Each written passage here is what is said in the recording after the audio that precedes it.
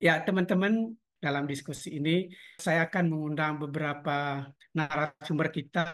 Mereka sudah sangat kompeten di isu anak gitu ya.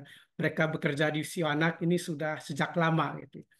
Nah, kita akan nanti berdialog dengan mereka terkait masalah-masalah kebutuhan anak gitu ya, lalu terkait dengan isu-isu yang terjadi pada anak, isu-isu kekerasan, lalu juga terkait dengan regulasi yang nanti kita juga ada di dalam diskusi dengan mereka, dialog dengan mereka. Lalu juga soal advokasi yang nanti strateginya seperti apa gitu selama ini apa yang dilakukan oleh teman-teman ini. Nah, juga tidak kalah serunya juga tentang layanan-layanan yang spesifik terhadap anak itu seperti apa gitu. Nah, saya akan memanggil teman-teman yang saya banggakan ini untuk melihat tentang bagaimana sih persepsi yang sama terhadap advokasi di isu anak dan remaja ini ya, terutama yang hidup dengan HIV. Saya pengen ke Tasya gitu ya. Kira-kira kalau teman-teman ini kan sudah lama bekerja di isu anak gitu ya, terutama yang teman-teman atau anak dan remaja yang hidup dengan HIV. Nah, kira-kira apa saja sih yang perlu diperhatikan, yang harus dilihat gitu ya, saat bekerja untuk anak dengan HIV ini? Ya, makasih Bang John. Ya apa sekalian mau menyampaikan gitu ya, nanti, mungkin tadi Bang kelupaan. Jadi nanti teman-teman kalau misalnya ada yang mau menanggapi, ada yang mau bertanya gitu ya, boleh diketik dulu di kolom chat-nya atau nanti di masing-masing, akan ada 4 section gitu di dalam diskusi kali ini. Nanti setelah setiap section-nya akan diberikan kesempatan juga untuk teman-teman untuk merespon misalnya atau bertanya dan sebagainya gitu ya. Tadi Bang John tanya kebutuhan dari anak yang ini ya, yang hidup yang situasinya sebenarnya apa yang harus diperhatikan ketika kita bekerja dengan anak untuk anak dengan HIV. Kalau kita bicara dengan, mungkin jadinya kayak kita sehari-hari bekerja dengan mereka. Tapi kalau untuk kerja advokasi kan tidak langsung mendampingi dan lain sebagainya gitu ya. Jadi mungkin kita lebih banyak bergerak di kebijakan dan lain sebagainya, bukan bukan langsung berhadapan dengan. Tapi yang jelas adalah pertama kita harus ingat bahwa anak dengan HIV itu bukan anak yang berkebutuhan khusus gitu ya. Sering sekali kita dengar di pelintingan orang ngomong atau misalnya di sosial media atau bahkan di media-media baik online, jarang yang baca koran juga gitu ya. Pokoknya di media yang umum gitu, media massa, anak dengan HIV itu masih disebut sebagai anak dengan kebutuhan khusus gitu. Padahal anak dengan HIV bukan anak berkebutuhan khusus. Kenapa? Karena pada dasarnya mereka adalah anak-anak yang biasa, yang bisa bertumbuh, berkembang sama seperti dengan anak yang lain. Yang membedakan adalah dia punya kondisi atau situasi yang khusus. Gitu. Jadi dalam kita memulai berbicara tentang anak dengan HIV, kita mau merencanakan advokasi, kita perlu memperhatikan bahwa kita harus punya persepsi yang sama bahwa anak dengan HIV itu adalah anak yang dalam situasi atau kondisi khusus. Satu hal yang perlu kita perhatikan itu. Kemudian yang kedua, selain dia merupakan, bukan selain, karena dia adalah anak yang, kelompok anak yang berada dalam situasi atau kondisi yang khusus, sehingga anak dengan HIV ini untungnya gitu ya, sudah dimasukkan menjadi salah satu kelompok anak yang mendapatkan perlindungan khusus gitu, sesuai dengan Undang-Undang Perlindungan Anak, itu ada di Undang-Undang Perlindungan Anak nomor 35 tahun 2014. Teman-teman nanti juga bisa sambil intip-intip gitu ya, pasal 71C itu dijelaskan gitu terkait dengan anak dengan HIV, dan juga bahkan sudah ada turunannya melalui peraturan pemerintah nomor 78 tahun 2021, ada 7 pasal bahkan ya yang secara cukup detail dan rasanya cukup terwakili gitu ya, walaupun mungkin belum secara komprehensif, tapi sudah sudah disuarakan lah bahwa anak dengan HIV itu diakui oleh negara, ada gitu ya, jadi dan diberikan perlindungan itu. Nah kemudian apalagi gitu, kita tahu bahwa anak, walaupun kalau kita bicara soal anak kan, anak ini macam-macam definisinya gitu ya. Eh, Kalau dia punya orang tua atau dia lahir dari orang tua ya dia anak gitu ya. Sampai sekarang pun, sampai berapapun usia kita, kita masih menganggap kita orang tua kita gitu ya. Tapi kalau dari undang misalnya gitu, dari Undang-Undang Perlindungan Anak, definisinya adalah mereka yang belum berusia 18 tahun termasuk yang masih di dalam kandungan. Tapi ada juga definisi yang lain yang membagi klaster anak itu lebih lebih berkelompok lagi. Misalnya ada usia 0 sampai 4 tahun, 5 sampai 14 tahun, kemudian ada usia 15 sampai 19 tahun, kemudian 20 sampai 24 gitu ya. Jadi sebenarnya cukup beragam pengelompokan. Itu nggak jadi masalah buat kita harus sepakat ketika kita bicara. Tapi yang jelas anak itu masih bergantung pada orang dewasa yang ada di sekitarnya dia. Selama dia belum bisa mandiri, selama dia masih uh, anak kuliah tuh sebenarnya udah mandiri belum sih gitu ya. Walaupun dia udah mandiri, tapi dia pasti masih bergantung untuk biaya kuliahnya misalnya. Jadi itu masih dianggap dia punya ketergantungan pada orang dewasa, pada orang tua atau pelaku rawatnya gitu ya. Sehingga karena anak itu punya ketergantungan kepada orang dewasa, dia punya kerentanan untuk mengalami kekerasan, diperlakukan salah, ditelantarkan, bahkan mengalami stigma dan diskriminasi. Apakah pelaku stigma dan diskriminasi, kekerasan, perlakuan salah itu hanya dilakukan oleh orang dewasa? Apakah itu tidak mungkin dilakukan oleh anak-anak? Misalnya pertanyaan seperti itu ya.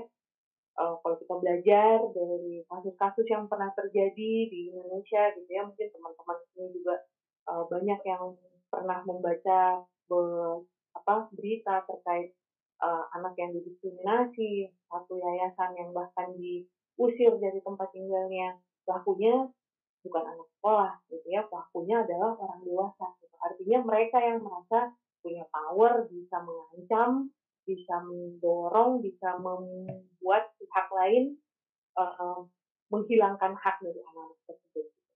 Nah, tiga hal tadi yang kemudian harus menjadi perhatian kita gitu ya, bahwa karena mereka punya situasi-situasi seperti ini, maka mereka tidak bisa disamakan gitu ya dengan orang dewasa. Jadi jangan jangan kita melihat orang dengan anak dengan HIV itu seperti melihat orang dewasa versi mini. Gitu. Orang kebutuhan anak dengan HIV tentunya kebutuhan anak dengan HIV, remaja dengan HIV, anak berisiko, remaja yang berisiko tentunya berbeda dengan orang dewasa yang HIV maupun yang berisiko. Lebih dalam, Ya, ya kan? ya, mungkin ini tadi menarik sih kata Sia tadi. Jadi bahwa uh, definisi anak itu adalah ketika dia masih memiliki ketergantungan dengan orang tua gitu ya. Karena ketergantungan itu tadi, maka itu akan menimbulkan kerentanan gitu ya. Dari kekerasan gitu ya, dari orang dewasa. Nah, mungkin sepengamatan kata Sia sebelum nanti saya lempar ke teman-teman lain untuk pertanyaan lain gitu ya. Nah, kira-kira saya juga membaca beberapa artikel bahwa ketika anak itu menjadi korban itu, ya korban kekerasan, dia juga nanti akan menjadi pelaku kekerasan. Nah, kira-kira dari teman-teman aliansi menanggapi apa mungkin hipotesis gitu ya, apa yang teman-teman temukan di lapangan gitu ya. Silakan kata saya. Ya, mungkin itu suatu apa ya, lebih disebut mungkin, kalau saya gitu berpikir bahwa itu mungkin sebuah ketakutan yang ada di pikiran masyarakat yang ketika melihat korban kekerasan kemudian nanti akan bertransformasi menjadi pelaku kekerasan selanjutnya gitu ya.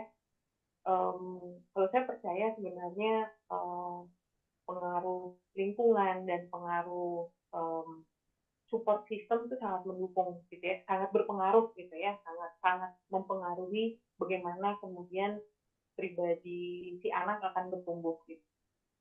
Pun dia ternyata seorang korban dari kekerasan misalnya, tapi ketika dia memiliki support system yang mendukung dia gitu, karena saya percaya di tengah banyaknya orang yang jahat pasti masih ada deh satu orang baik gitu, dan satu orang baik pun itu sebenarnya kalau dibilang cukup mungkin nggak cukup gitu ya, seperti nyala lilin yang redup tapi masih bisa memberikan petunjuk buat jalan gitu untuk si anak yang mengalami korban sebagai korban kekerasan tadi. Dalam artian saya yakin bahwa masih ada yang memberikan dukungan kepada si anak sehingga dia nggak perlu kok menjadi pelaku kekerasan selanjutnya gitu. Itu adalah mata rantai yang mungkin perlu kita putus gitu ya, supaya itu tidak menjadi sebuah lingkaran setan yang berulang gitu. Mungkin banyak kasus kita nonton di film dokumenter misalnya, atau bahkan kasus-kasus kriminal yang terjadi di Indonesia ketika ditanya pelakunya ternyata dia juga punya pengalaman masa kecil yang mengalami kekerasan gitu.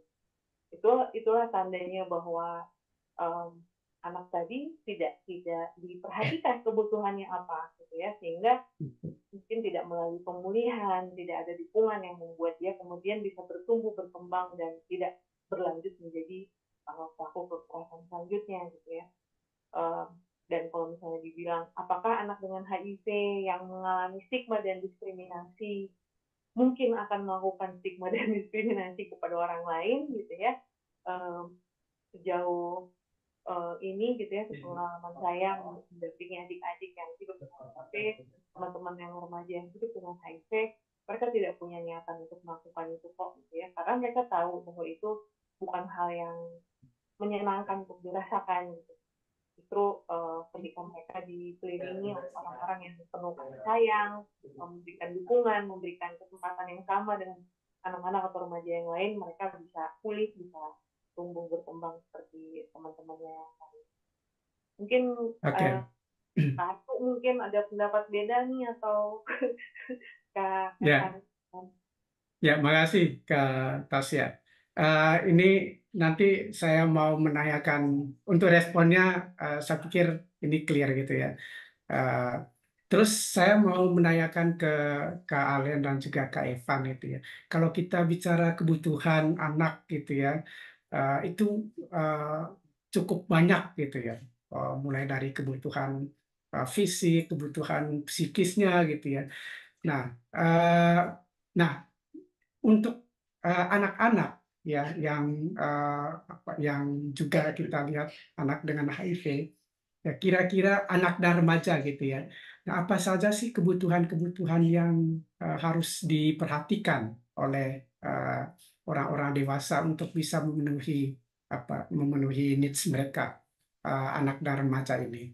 Silakan Kak Alen dan Kak Evan, siapa duluan? Silakan, Ya, asal jangan bersamaan. ya, terima kasih Bang John. Kak Evan aku dulu ya, nanti Kak Evan melanjutkan sisanya. Terima kasih atas pertanyaannya gitu. Uh, ini sering jadi pertanyaan gitu, tapi mungkin kita entah itu yang sudah belajar atau yang belum gitu, sadar tidak sadar mungkin walaupun sudah tahu pun kadang-kadang masih lalai gitu ya untuk memperhatikan hal-hal ini gitu. Nah, kemarin aku sama Kak Evan berdiskusi gitu, kira-kira hal-hal apa aja Kak ya yang jadi kebutuhan anak dan remaja yang berisiko dan hidup dengan HIV gitu yang perlu kita rangkum bersama nih dan kita diskusikan hari ini gitu ya di diskusi kultural ini. Nah, kami membagi kebutuhan-kebutuhan ini menjadi beberapa aspek, Bang John dan Ya, kawan-kawan. Ada kurang lebih 4 aspek. Yang pertama aspek kesehatan, kemudian ada aspek sosial ekonomi, lalu yang ketiga ada aspek psikologis, dan yang terakhir ada aspek pendidikan. Nah, kita pergi ke kebutuhan yang paling mendasar dulu gitu, dan yang paling terkait dengan upaya menyambung hidup gitu, terkait kesehatan. Nah, kalau dilihat dari kebutuhan-kebutuhan yang terkait dengan kesehatan untuk anak dan remaja yang hidup dengan HIV, ada 2 hal besar lah ya yang jadi perhatian gitu, yang harus jadi perhatian kita bersama. Yang pertama, kebutuhan yang terkait dengan medis, kemudian yang kedua, kebutuhan yang terkait dengan nutrisi. Yang terkait dengan medis ada banyak sekali gitu ya. Mungkin teman-teman di sini ada yang sudah tahu, ada yang belum gitu. Tapi nggak apa-apa, kita belajar bersama hari ini gitu. Kalau yang terkait dengan medis, yang terkait dengan pencegahan itu ada ARV prophylaxis untuk bayi yang lahir dari ibu hamil positif. Kemudian yang terkait dengan deteksi dini, terkait dengan testing itu ada untuk bayi, ada AID untuk remaja, untuk anak dan remaja itu ada tes dan konseling HIV yang ramah remaja gitu. Tapi apakah sudah ramah remaja di lapangan? Nah, itu jadi pertanyaan diskusi kita nanti gitu ya. Tapi itu kebutuhannya gitu. Kemudian yang terkait dengan pengobatan dan perawatan, anak-anak dan remaja butuh ARV yang ramah anak, kemudian butuh pengobatan untuk penyakit pendamping dan infeksi oportunistik lainnya, kemudian ada juga kebutuhan untuk melihat efek samping dan toksisitas obat gitu, kemudian ada kebutuhan untuk mendampingi kepatuhan minum obat anak, kemudian yang paling penting menurut saya gitu, tapi mungkin belum banyak dibahas dan mungkin apakah kita sudah punya atau belum gitu, itu layanan kesehatan yang komprehensif dan ramah anak gitu. Layanan kesehatan yang komprehensif bukan cuma pengobatan dan perawatan gitu di dalamnya, tapi ada juga layanan tumbuh kembang di dalamnya gitu termasuknya, dan juga ada layanan kesehatan jiwa gitu. Jadi layanan komprehensif ini harapannya di satu tempat anak dan remaja bisa mengakses segala kebutuhan kesehatan mereka gitu di satu tempat ini. Nah, itu tadi kebutuhan medisnya. Kalau kita pergi sedikit ke sebelah ke kebutuhan nutrisinya, beberapa di antaranya yang jadi kebutuhan anak dan remaja yang hidup dengan HIV itu ada susu formula, kemudian untuk yang usianya lebih besar itu makanan yang padat bernutrisi, dan untuk tambahan supaya lebih sehat ada juga kebutuhan vitamin dan suplemen tambahan lainnya. Itu tadi yang terkait dengan kesehatan.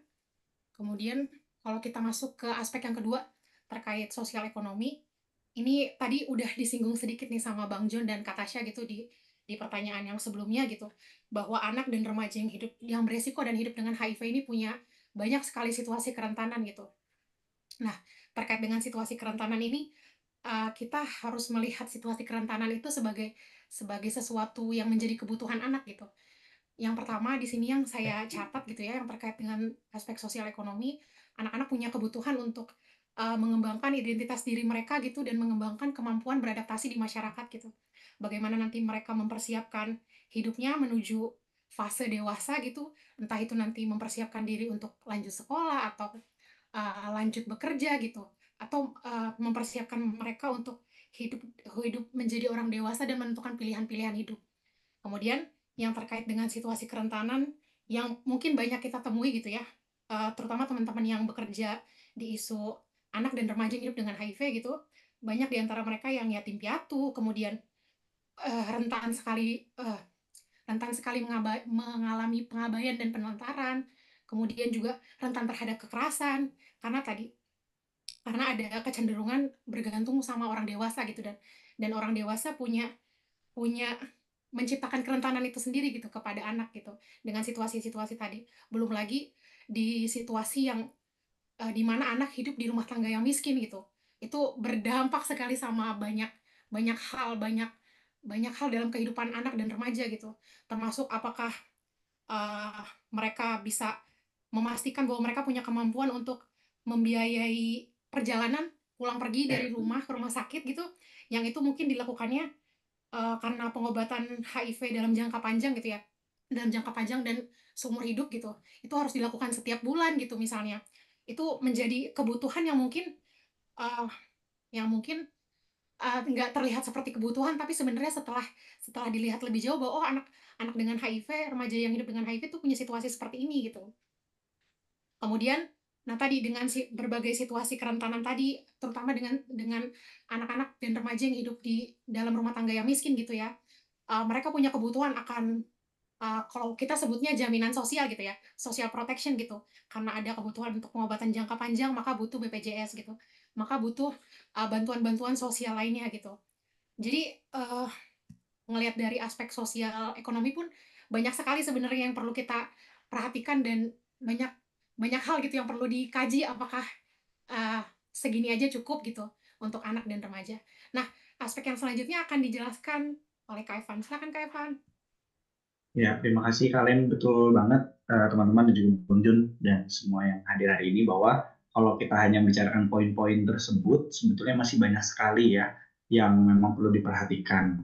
Terutama tadi saya menyambung dari sosial ekonomi, kita bisa melihat ke kacamata pendidikan, bahwa walaupun hari ini sudah banyak sekali sex education yang dilakukan mungkin di sekolah maupun di komunitas maupun sosialisasi dari pihak luar ya, atau kita sebagai organisasi, namun tetap dibutuhkan pendidikan hak kesehatan seksual dan reproduksi bagi setiap anak, terutama di Indonesia. Bagaimana kalau kita bisa melihat situasi kondisi di sekolah-sekolah yang mungkin di daerah. Apakah pendidikan hak kesehatan seksual dan reproduksi sudah bisa diakses atau diberikan yang sama ya sesuai dengan standar-standar yang kita miliki ataupun pemahaman yang sama ataupun pendidikan hak kesehatan seksual dan reproduksi yang juga dimiliki oleh sekolah-sekolah yang lain misalnya.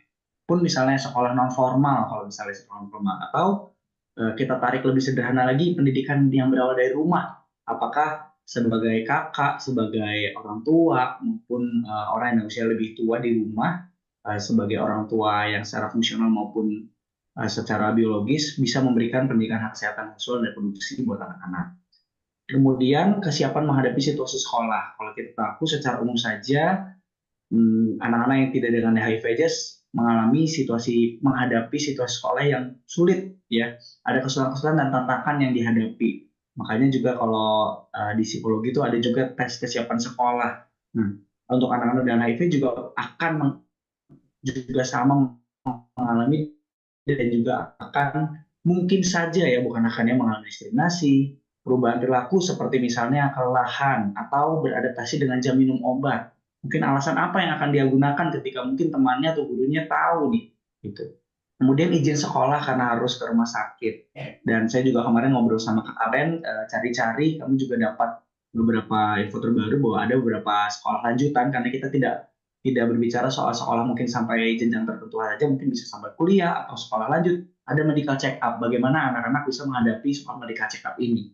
Gitu. Dan masih banyak lagi ya, terutama diskriminasi yang kerap sekali terjadi ya di dalam perilaku sekolah gitu.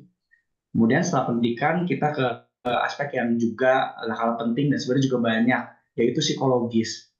Dimulai dari disclosure tahap awal, bagaimana kesiapan anak itu sendiri untuk menghadapi disclosure tahap awal ini. Kemudian disclosure tahap lanjut yang dimaksudkan adalah setelah mengetahui status bagaimana kondisi psikologis si anak ini. Kemudian apakah kita siap menghadapi perubahan-perubahan, nggak cuma perubahan mood, tapi perubahan juga perilaku yang akan terjadi. Ini juga akan berhubungan sama penerimaan dirinya, kepercayaan dirinya, dan lagi untuk beberapa anak yang sedang di masa transisi atau di masa pubertas, juga dibutuhkan program pendampingan lanjutan, karena ini akan berhubungan sama krisis identitas yang juga dialaminya, kemudian akan berpengaruh sama motivasi dia minum obat, dan kebutuhan-kebutuhan seperti peer support ataupun komunitas yang bisa menerima dia. Dan yang poin terakhir adalah dalam aspek psikologis penerimaan perubahan secara medis dan psikis hingga perihal situasi kematian di dalam anggota keluarga yang berada dalam lingkungan HIV. Apakah anak-anak siap menghadapi ini? Dan seringkali kalau saya sering diingetin Kak Tasya dan Kak Ayu bahwa seringkali kita lupa kalau ngomongin anak HIV itu kayak ngomongin orang dewasa dan HIV, sedangkan berbeda sekali. Atau sering juga kita ngomongin anak dengan HIV sama aja kita ngomongin seperti anak pada umumnya. Sedangkan bukan bermaksud mengkotak-kotakan diskriminasi, tetapi anak dengan HIV itu justru butuh dukungan yang lebih banyak lagi, lebih besar dari kita yang juga kitanya harus aware bahwa pendampingan itu penting. Dan nggak cuma pendampingan, tapi kita sebagai caregiver misalnya di rumah juga penting bahwa ada self-acceptance atau penerimaan diri dan keyakinan diri itu dalam proses perkembangannya anak dengan HIV sampai remaja dengan HIV sampai bisa dikatakan dewasa dan melewati fase ini semua itu juga nggak kalah penting karena kita lupa ya udah disamain aja sama orang dengan HIV. Beda banget, kemarin sempat ngobrol cukup panjang sama Kak Alen ya mengenai motivasi dan perihal kata motivasi dan kepatuhan minum obat. Terus kita diskusi kira-kira ya teman-teman kata apa yang lebih tepat ya kalau di anak itu motivasi minum obat kah atau kepatuhan minum obat gitu, atau sebetulnya anak-anak tuh atau anak sampai remaja dengan HIV itu butuh keduanya sebetulnya, karena kita aja banyak hasil ditemukan bahwa orang dewasa juga mengalami tantangan ini, apalagi dengan anak-anak yang harus mengalami dan menerima bahwa dia harus minum obat. Gitu. Kalau dari saya cukup segitu, walaupun kami tahu bahwa masih banyak aspek-aspek yang kelewat mungkin atau nggak tersebut, mungkin nanti bisa tambahin nama Kai maupun Kak Tasya. Gitu. Terima kasih Bang. Wow, ini keren ya. Ternyata yang kita lihat itu kebutuhan anak itu cukup banyak ya. Tantangannya juga cukup banyak juga kalau kita lihat tadi dari cerita-cerita teman-teman, lalu soal apakah misalnya soal kebutuhan anak itu sudah merata belum di seluruh Indonesia gitu ya. Nah, kita lihat tadi ada beberapa poin tadi ya di aspek kesehatan. Nah, kita juga melihat apakah di isu kesehatan kebutuhan-kebutuhan itu sudah terpenuhi apa belum gitu ya. Mungkin nanti teman-teman juga bisa menanyakan, bisa ceritakan pengalaman teman-teman di masing-masing daerah gitu ya. Apakah kebutuhan ekonominya juga untuk anak-anak dan remaja yang hidup dengan HIV itu sudah dipenuhi oleh keluarga apa belum? Jaminan sosialnya bagaimana? Mungkin pengalaman dari teman-teman daerah juga nanti yang juga memperkaya diskusi ini. Gitu. Nah, tadi juga sudah diceritakan bagaimana soal tahap-tahap perkembangan anak dari kecil, kemudian juga beranjak dewasa, lalu itu juga ada adaptasi yang lebih lebih besar tantangannya menuju masa remaja gitu ya. Dari remaja dia menuju dewasa itu sebuah proses yang cukup cukup menyita ekstra uh, ekstra uh, waktu dari teman dari orang-orang dewasa yang mendampinginya. Nah, bicara tentang itu, melihat tadi tantangan-tantangan yang begitu besar, kebutuhan-kebutuhan dan gap juga yang kita lihat masih begitu kuat dan begitu uh, banyak di Indonesia gitu ya terkait dengan kebutuhan-kebutuhan anak dan remaja dengan HIV. Nah, saya mau ke Kak Ayu nih. Kira-kira uh, advokasi apa yang dilakukan selama ini terkait dengan isu anak dan remaja yang hidup dengan HIV, Kak Ayu.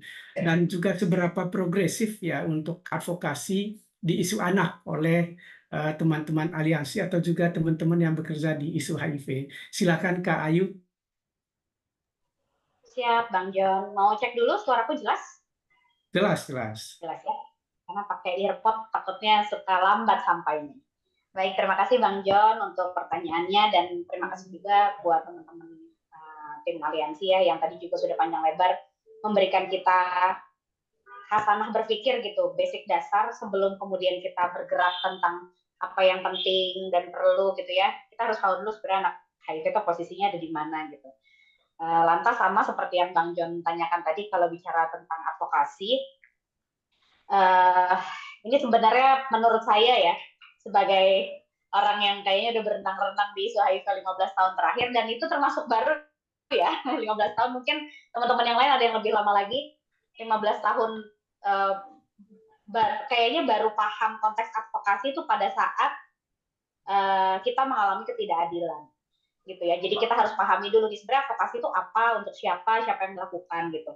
Dan kalau ditanya, kalau pada konteks aliansi, karena aliansi baru terbentuk, ya baru sekali terbentuk, baru sekitar hampir 2 tahun terakhir, dan memang progresnya tadi saya sebutkan sedikit, memang masih di level rumah tangga gitu ya, mempersiapkan, menganalisis situasi dan lain sebagainya. Saya pikir itu adalah upaya langkah advokasi awal yang sudah dilakukan oleh aliansi.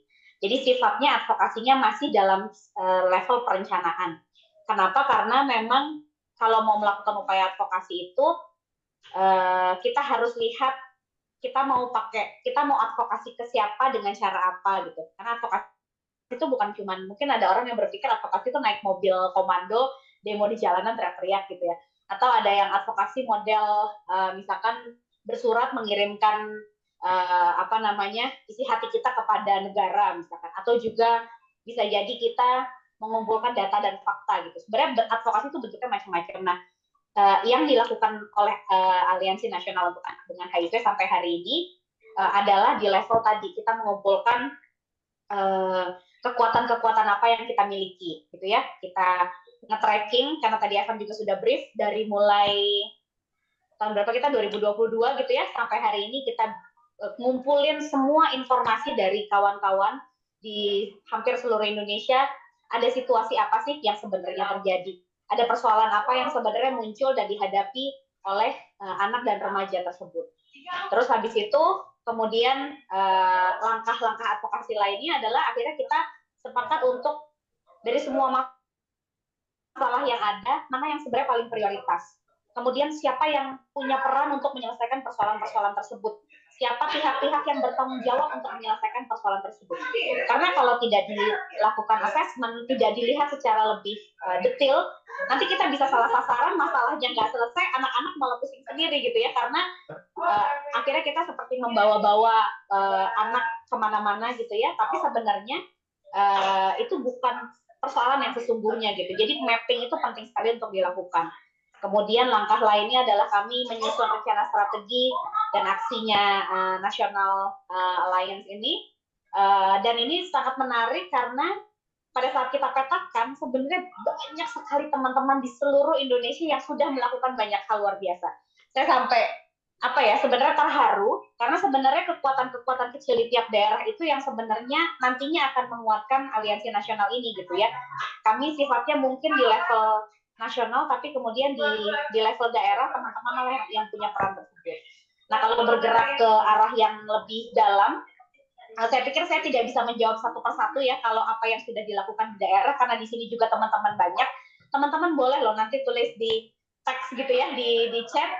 Oh, saya sudah melakukan ini, kami sudah melakukan itu kami dengan senang hati pengen dengar justru dari teman-teman. Tapi beberapa pengalaman yang pernah saya tangkap adalah yang paling sering dilakukan adalah upaya-upaya untuk memperjuangkan stigma diskriminasi di sekolah. Itu yang paling sering muncul ya. Baik yang sejak zaman dulu sudah sering dilakukan oleh Lentera Anak Pelangi pada saat Tasya masih berada di sana gitu ya. Termasuk juga itu kayaknya dengan teman-teman orang tua ya, Tasya ya. Saya ingat banget gitu perjuangannya. Jadi bukan hanya organisasi tapi orang tua yang merasa terstigma dan diskriminasi, anaknya jadi nggak bisa sekolah di sana gitu karena status HIV anaknya atau orang tuanya, mereka itu turun langsung gitu ya. Bahkan ada beberapa upaya-upaya yang cukup masif untuk memaksa negara untuk menyadari bahwa kalau ngomongin anak dengan HIV itu nggak bisa lepas dari hal yang paling kritikal dan krusial adalah masalah pengobatan gitu, dan masalah ARV anak di Indonesia tuh meskipun belum ada jalan keluar ya teman-teman ya, sampai hari ini masih kacau banget harus diakui. Tapi penyadaran bahwa tidak ada obat ARV anak yang friendly itu sudah sampai di level negara gitu. Artinya sebenarnya pesannya sudah sampai gitu. Ada langkah apa yang bisa kita lakukan, itu nanti kita harus terusin gitu. Jadi kalau dulu kan mereka nggak notice nih, mereka nggak masa sih nggak ada, kan ada tuh ARV dewasa digerus gitu-gitu ya. Nah, kesadaran kritis itu sekarang sudah terbangun, dan sekarang yang teriak-teriak masalah ARV yang tadi ya tidak bersahabat bagi anak-anak udah bukan lagi aku, Tasya sebenarnya. Orang tua tuh udah banyak yang teriak-teriak. Udah banyak orang tua yang bisa langsung menyampaikan kepada dokternya, kepada apoteknya bahwa terus gimana caranya anak saya minum obat ini gitu. Jadi itu kalau yang saya sempat tangkap beberapa hal, tapi saya juga mau narik kembali kepada teman-teman pada saat bicara advokasi ya. Kalau kita mau advokasi, lagi-lagi kita harus memahami definisi advokasi itu. Cara apa yang mau kita lakukan, siapa yang mau kita advokasi, dan karena ini isunya anak, kita nggak bisa merasa bahwa karena kita orang tua ya, kita lebih tua, kita orang tua, saya orang tua punya anak gitu, terus kita merasa lebih paham tentang kebutuhan anak-anak. Sehingga harus hati-hati bahwa upaya advokasi yang dilakukan untuk anak dengan HIV itu tidak bisa disamakan dengan orang dewasa. Kenapa? Karena tadi basis data dan faktanya aja bisa jadi berbeda. Seberapa banyak kita tahu jumlah anak dengan HIV di Indonesia yang saat ini misalkan terdata oleh Kementerian Kesehatan, gitu ya. Seberapa terbuka data itu disampaikan kepada kita semua. Dari data yang ada, misalkan berapa banyak anak yang mengkonsumsi ARV jenis A, jenis B, jenis C gitu. Terus challenge yang mereka hadapi apa? Nah, data-data tersebut aja saya pikir itu lebih sulit didapat daripada data orang dewasa. Ini baru ngomongin data ya, kita belum ngomongin soal behavior misalkan, atau kemudian bagaimana respon kelompok tersebut pada saat kita melakukan upaya advokasi terhadapnya. Ya, apakah kemudian dia bisa taking responsibility pada saat semua orang ngomongin tentang dia gitu, kan anak-anak nggak punya kuasa itu, sehingga memang sebagai orang dewasa yang punya kuasa lebih, itu kita harus make sure situasinya sesuai dengan yang terjadi. Kemudian Jadi bukan karena persepsi orang dewasanya. Terus kemudian kita juga harus memastikan bahwa upaya-upaya advokasi ini dilakukan untuk kepentingan anak itu gitu, bukan kepentingan kita sebagai IP gitu ya, sebagai lembaga donor misalkan, atau sebagai unit penelitian Atma Jaya misalkan gitu ya, karena saya punya kepentingan bikin penelitian nih, atau saya punya kepentingan lain gitu, nggak boleh. Jadi kepentingannya apa? Sebagai contoh misalkan saya ambilnya kasus ARV anak gitu ya. Pada saat kita berjuang untuk mengadvokasi persoalan ARV anak, kepentingannya apa? Misalkan menghadirkan obat yang ramah bagi anak.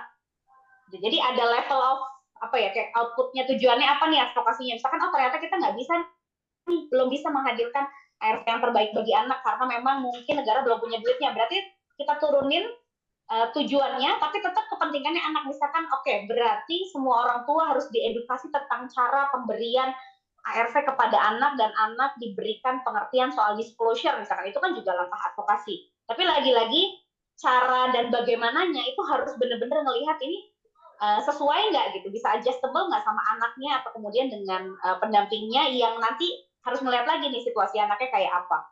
Dan yang terakhir itu ini yang sering kali saya pikir kita semua mungkin suka lalai ya, saya juga mungkin suka lupa ya. Kita harus paham bahwa bicara soal kondisi kesehatan anak dengan HIV pada konteks HIV ataupun masalah kesehatan lainnya itu ada persoalan konfidensialitas. Kita nggak bisa seenak-enaknya gitu ya. Misalkan ini kami lembaga yang mempromosikan anak, terus kemudian foto anak dipajang di mana-mana.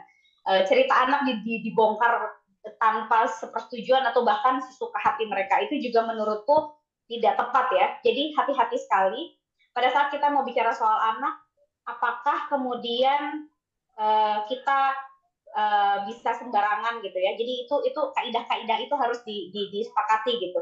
Tidak menampilkan identitas anak, foto anak, data anak, by name by address yang kayak gitu-gitu. Karena kadang-kadang ini kami mau mengadvokasi upaya kesejahteraan anak sehingga kami bekerja sama dengan dinas sosial contohnya. Aku sering kasih contoh-contoh gini aja Bang John ya. Terus kemudian mungkin dinas sosial karena punya kebutuhan pelaporan, dia mintanya by name, by address, by picture misalkan. Nah, itu tuh kan harus sangat hati-hati gitu ya. Termasuk juga kemudian kaidah-kaidah penting lainnya yang mungkin kayaknya ada sesi yang akan membahas khusus itu. Ini kita juga lihat bahwa apakah lembaga atau teman-teman semua yang nantinya akan melakukan upaya advokasi pada konteks anak ini memahami bahwa bahkan tiap kelompok anak itu punya kebutuhan yang berbeda-beda yang harus dihormati gitu ya. Misalkan contoh anak dengan HIV yang lahir dari orang tua, yang tertular dari orang tua yang hidup dengan HIV, sama remaja yang mungkin mendapatkan HIV karena behaviornya, itu pola pemberian edukasinya mungkin sedikit lebih advance. Mereka yang sudah lebih paham terkait behavioral tadi, mungkin konteks kesehatan reproduksi seksualnya lebih memahami. Kalau anak-anak dengan HIV mungkin masih di level disclosure gitu ya. Sehingga kalau misalkan mau bicara tantangan dan persoalan yang mereka hadapi, itu mungkin menurutku bahkan harus nanya langsung nih sama kelompok anak-anak tersebut. Melalui siapa? Melalui caregiver-nya, melalui lembaga-lembaga yang mendampinginya gitu. Jadi memang kita nggak bisa menganggap bahwa kita lebih dewasa dan lebih paham gitu. Dan yang terakhir, tadi Tasya sempat mention soal kebijakan Undang-Undang Perlindungan Anak ya.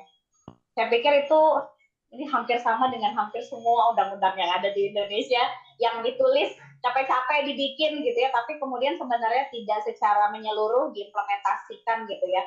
Masih tetap ada hal-hal yang terlanggarkan. Nah, buat saya meskipun itu belum benar-benar bisa diimplementasikan, landasan kebijakan itu justru bisa menjadi kekuatan buat kita melakukan upaya advokasi kepada untuk anak-anak yang hidup dengan HIV. Contohnya misalkan masih ada banyak anak-anak dengan HIV yang nggak bisa sekolah, itu sebenarnya kita bisa balikin lagi gitu. Basis berpikirnya bukan needs-nya atau pikirannya kita sebagai orang dewasa, tapi ini ada landasan hukum dan ada kebutuhan anak, bahwa semua anak tanpa terkecuali harus mendapatkan pendidikan dan perlindungan gitu ya dari negara ini misalkan. Nah, itu bisa menjadi landasan kebijakannya. Dan satu lagi yang paling penting dari upaya advokasi adalah jangan ngelakuinnya sendirian. Jadi harus dilakukan oleh semua. Lagi-lagi menurut saya harus mulai melibatkan anak-anak dengan HIV. Saya nggak tahu apakah ada teman-teman remaja dengan HIV yang bergabung di kegiatan kali ini. Kemarin saya sempat share ke banyak teman-teman. Saya pikir datang aja gitu, nggak apa-apa saja. Jadi kita semua bisa sharing dan bisa mendengar. Barangkali kami sebagai aliansi masih banyak yang salah gitu ya. Saya sempat sharing kepada kawan-kawan yang saya kenal dan mereka sempat juga ngomong sama saya beberapa bahwa kalau misalkan kami terlibat, boleh nggak Kak? Wah, saya langsung rasanya ingin bilang sama Tasya nih, kayaknya kita bisa aktifasi teman-teman yang sudah misalkan selesai sekolah atau sedang menempuh perguruan tinggi gitu. Bahkan kemudian saya bilang sama mereka, kamu nggak perlu open status karena keterlibatan kita pada upaya-upaya penanggulangan HIV khususnya pada konteks anak, kita tidak perlu disclose apa-apa, tapi perjuanganmu untuk hadir di sana dan merepresentasikan orang-orang di usiamu tuh lebih penting gitu, aku sampaikan. Jadi kurang lebih seperti itu, Bang John. Ini agak PR dan panjang ya, karena bicaranya advokasi gitu ya. Tapi saya pikir ini bukan hal yang tidak mungkin. Jadi kalau kita bareng-bareng dan sering-sering bikin diskusi seperti ini dan datang tiap Selasa, tiap 2 minggu, mungkin nanti kita bisa ketemu caranya kayak gimana gitu. Back to you, Bang John. Ya, makasih Kayu, luar biasa untuk responnya terkait dengan advokasi ya. Tapi masih seputar advokasi tadi gitu ya. Kira-kira ini saya minta pendapat dari teman-teman di sini yang mungkin ada juga dari teman-teman lain yang juga bekerja di isu anak yang juga pernah melakukan advokasi gitu ya. Dan saya pengen ke 4 teman saya narasumber ini, entah itu Kak Tasya duluan atau Kak Evan atau Kak Ayu, untuk melihat kira-kira apa sih tantangan di dalam melakukan advokasi di isu anak dan remaja dengan HIV selama ini, dan juga kira-kira strateginya apa yang teman-teman lakukan nih. Silakan, mulai dari Tasya, silakan. Iya, makasih Bang John. Kalau bicara tantangan nih bisa 2 hari sendiri kali ya kita ngomongin tantangan apa aja gitu, saking banyaknya gitu kayaknya Bang John ya. Tapi menurut pengalaman saya gitu, saya sebelum bergabung di aliansi 13 tahun bersama-sama dengan Lentera Anak Pelangi gitu ya. Jadi pengalaman advokasinya sebenarnya lebih banyak bersama-sama dengan Lentera Anak Pelangi di Jakarta gitu ya. Walaupun dalam melakukan advokasi itu tentunya bukan hanya anak-anak Jakarta saja yang diperjuangkan gitu ya, tapi termasuk juga apa yang menjadi kebutuhan dan hak anak-anak dengan HIV di seluruh Indonesia gitu. Tadi seperti contohnya advokasi terkait obat gitu ya, yang tadi Ayu sempat mention, waktu itu yang kami lakukan itu sampai bahkan melaporkan gitu ya, melaporkan Kementerian Kesehatan sampai ke tingkat Ombudsman Republik Indonesia gitu ya, terkait dengan kemungkinan adanya maladministrasi dalam pemberian ARV pada anak gitu ya.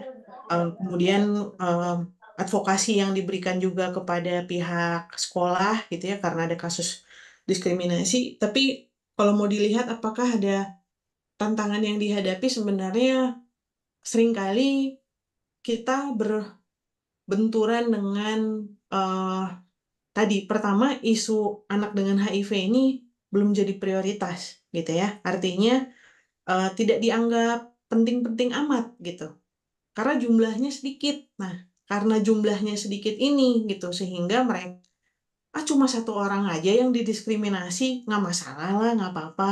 Cuma 50 anak ini kok yang minum obatnya digerus, dipotek-potek, yang lainnya bisa minum yang lain, nggak masalah gitu ya. Padahal kalau kita bicara anak tuh sebenarnya kan bukan hanya pada saat itu dia menjadi anak gitu ya. Anak itu punya masa lifespan yang lebih panjang dibandingkan misalnya kebutuhan orang dewasa gitu ya. Kebutuhan orang dewasa umur 20 sampai 30 mungkin hampir sama gitu, tapi di dalam usia anak misalnya dari umur 2 tahun sampai 10 tahun dia tetap menjadi anak-anak dan kebutuhannya sangat beragam. Setiap bertambah usia itu punya keragamannya. Dan jumlahnya dibilangnya sedikit, tapi itu kebutuhan yang akan berjalan terus. Sehingga bagaimana kemudian, terutama negara mungkin ya, kita bilang negara, bagaimana negara bisa melihat bahwa anak ini nggak bisa dinilai dari jumlahnya atau punya nilai ekonomis atau enggak gitu ya. Tapi bagaimana mereka bisa dilihat bahwa mereka tuh harus punya kesempatan dan harapan hidup yang sama dengan orang yang lain gitu. Kemudian tantangan yang selain itu adalah kalau yang dulu saya alami gitu ya. Tadi agak tergelitik membaca satu chat dari Kak Feby kalau nggak salah ya. Kak Feby nanya soal belum pernah melihat program dan proyek-program HIV yang konsen dan fokus pada anak dan remaja di tingkat lokal secara komprehensif. Kalau dulu dari tahun 2009 sampai tahun 2022 waktu saya masih di Lentera Anak Pelangi, saya bisa dengan bangga mengatakan bahwa Lentera Anak Pelangi itu menjadi salah satu program yang multisektoral, multidisipliner gitu ya, yang bisa memberikan layanan yang cukup komprehensif gitu. Tapi sayangnya cakupannya cuma Jakarta gitu ya. Sekarang berkembang ke teman-teman yang ada di luar Jakarta pun itu lewat online gitu. Artinya masih sangat sedikit sekali lembaga yang melakukan fokus kepada anak dengan HIV. Ketika 2009 sampai 2022 itu bisa dibilang LAP berjalan sendirian gitu ya, tanpa ada dukungan dari lembaga lain, tanpa ada dukungan dari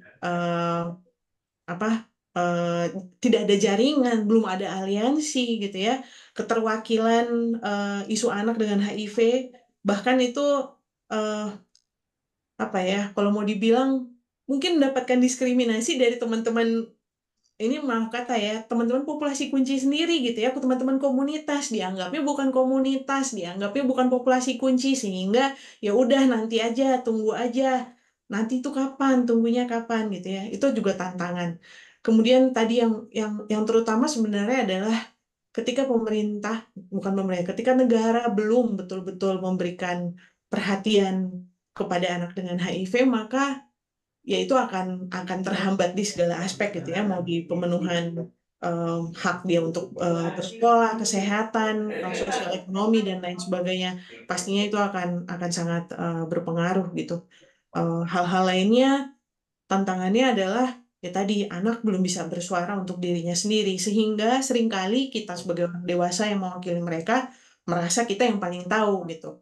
Kita membuat intervensi program, kita melakukan segala macam, ternyata nggak memenuhi kebutuhannya dia. Kenapa? Karena anaknya, remajanya nggak pernah dimintain pendapat.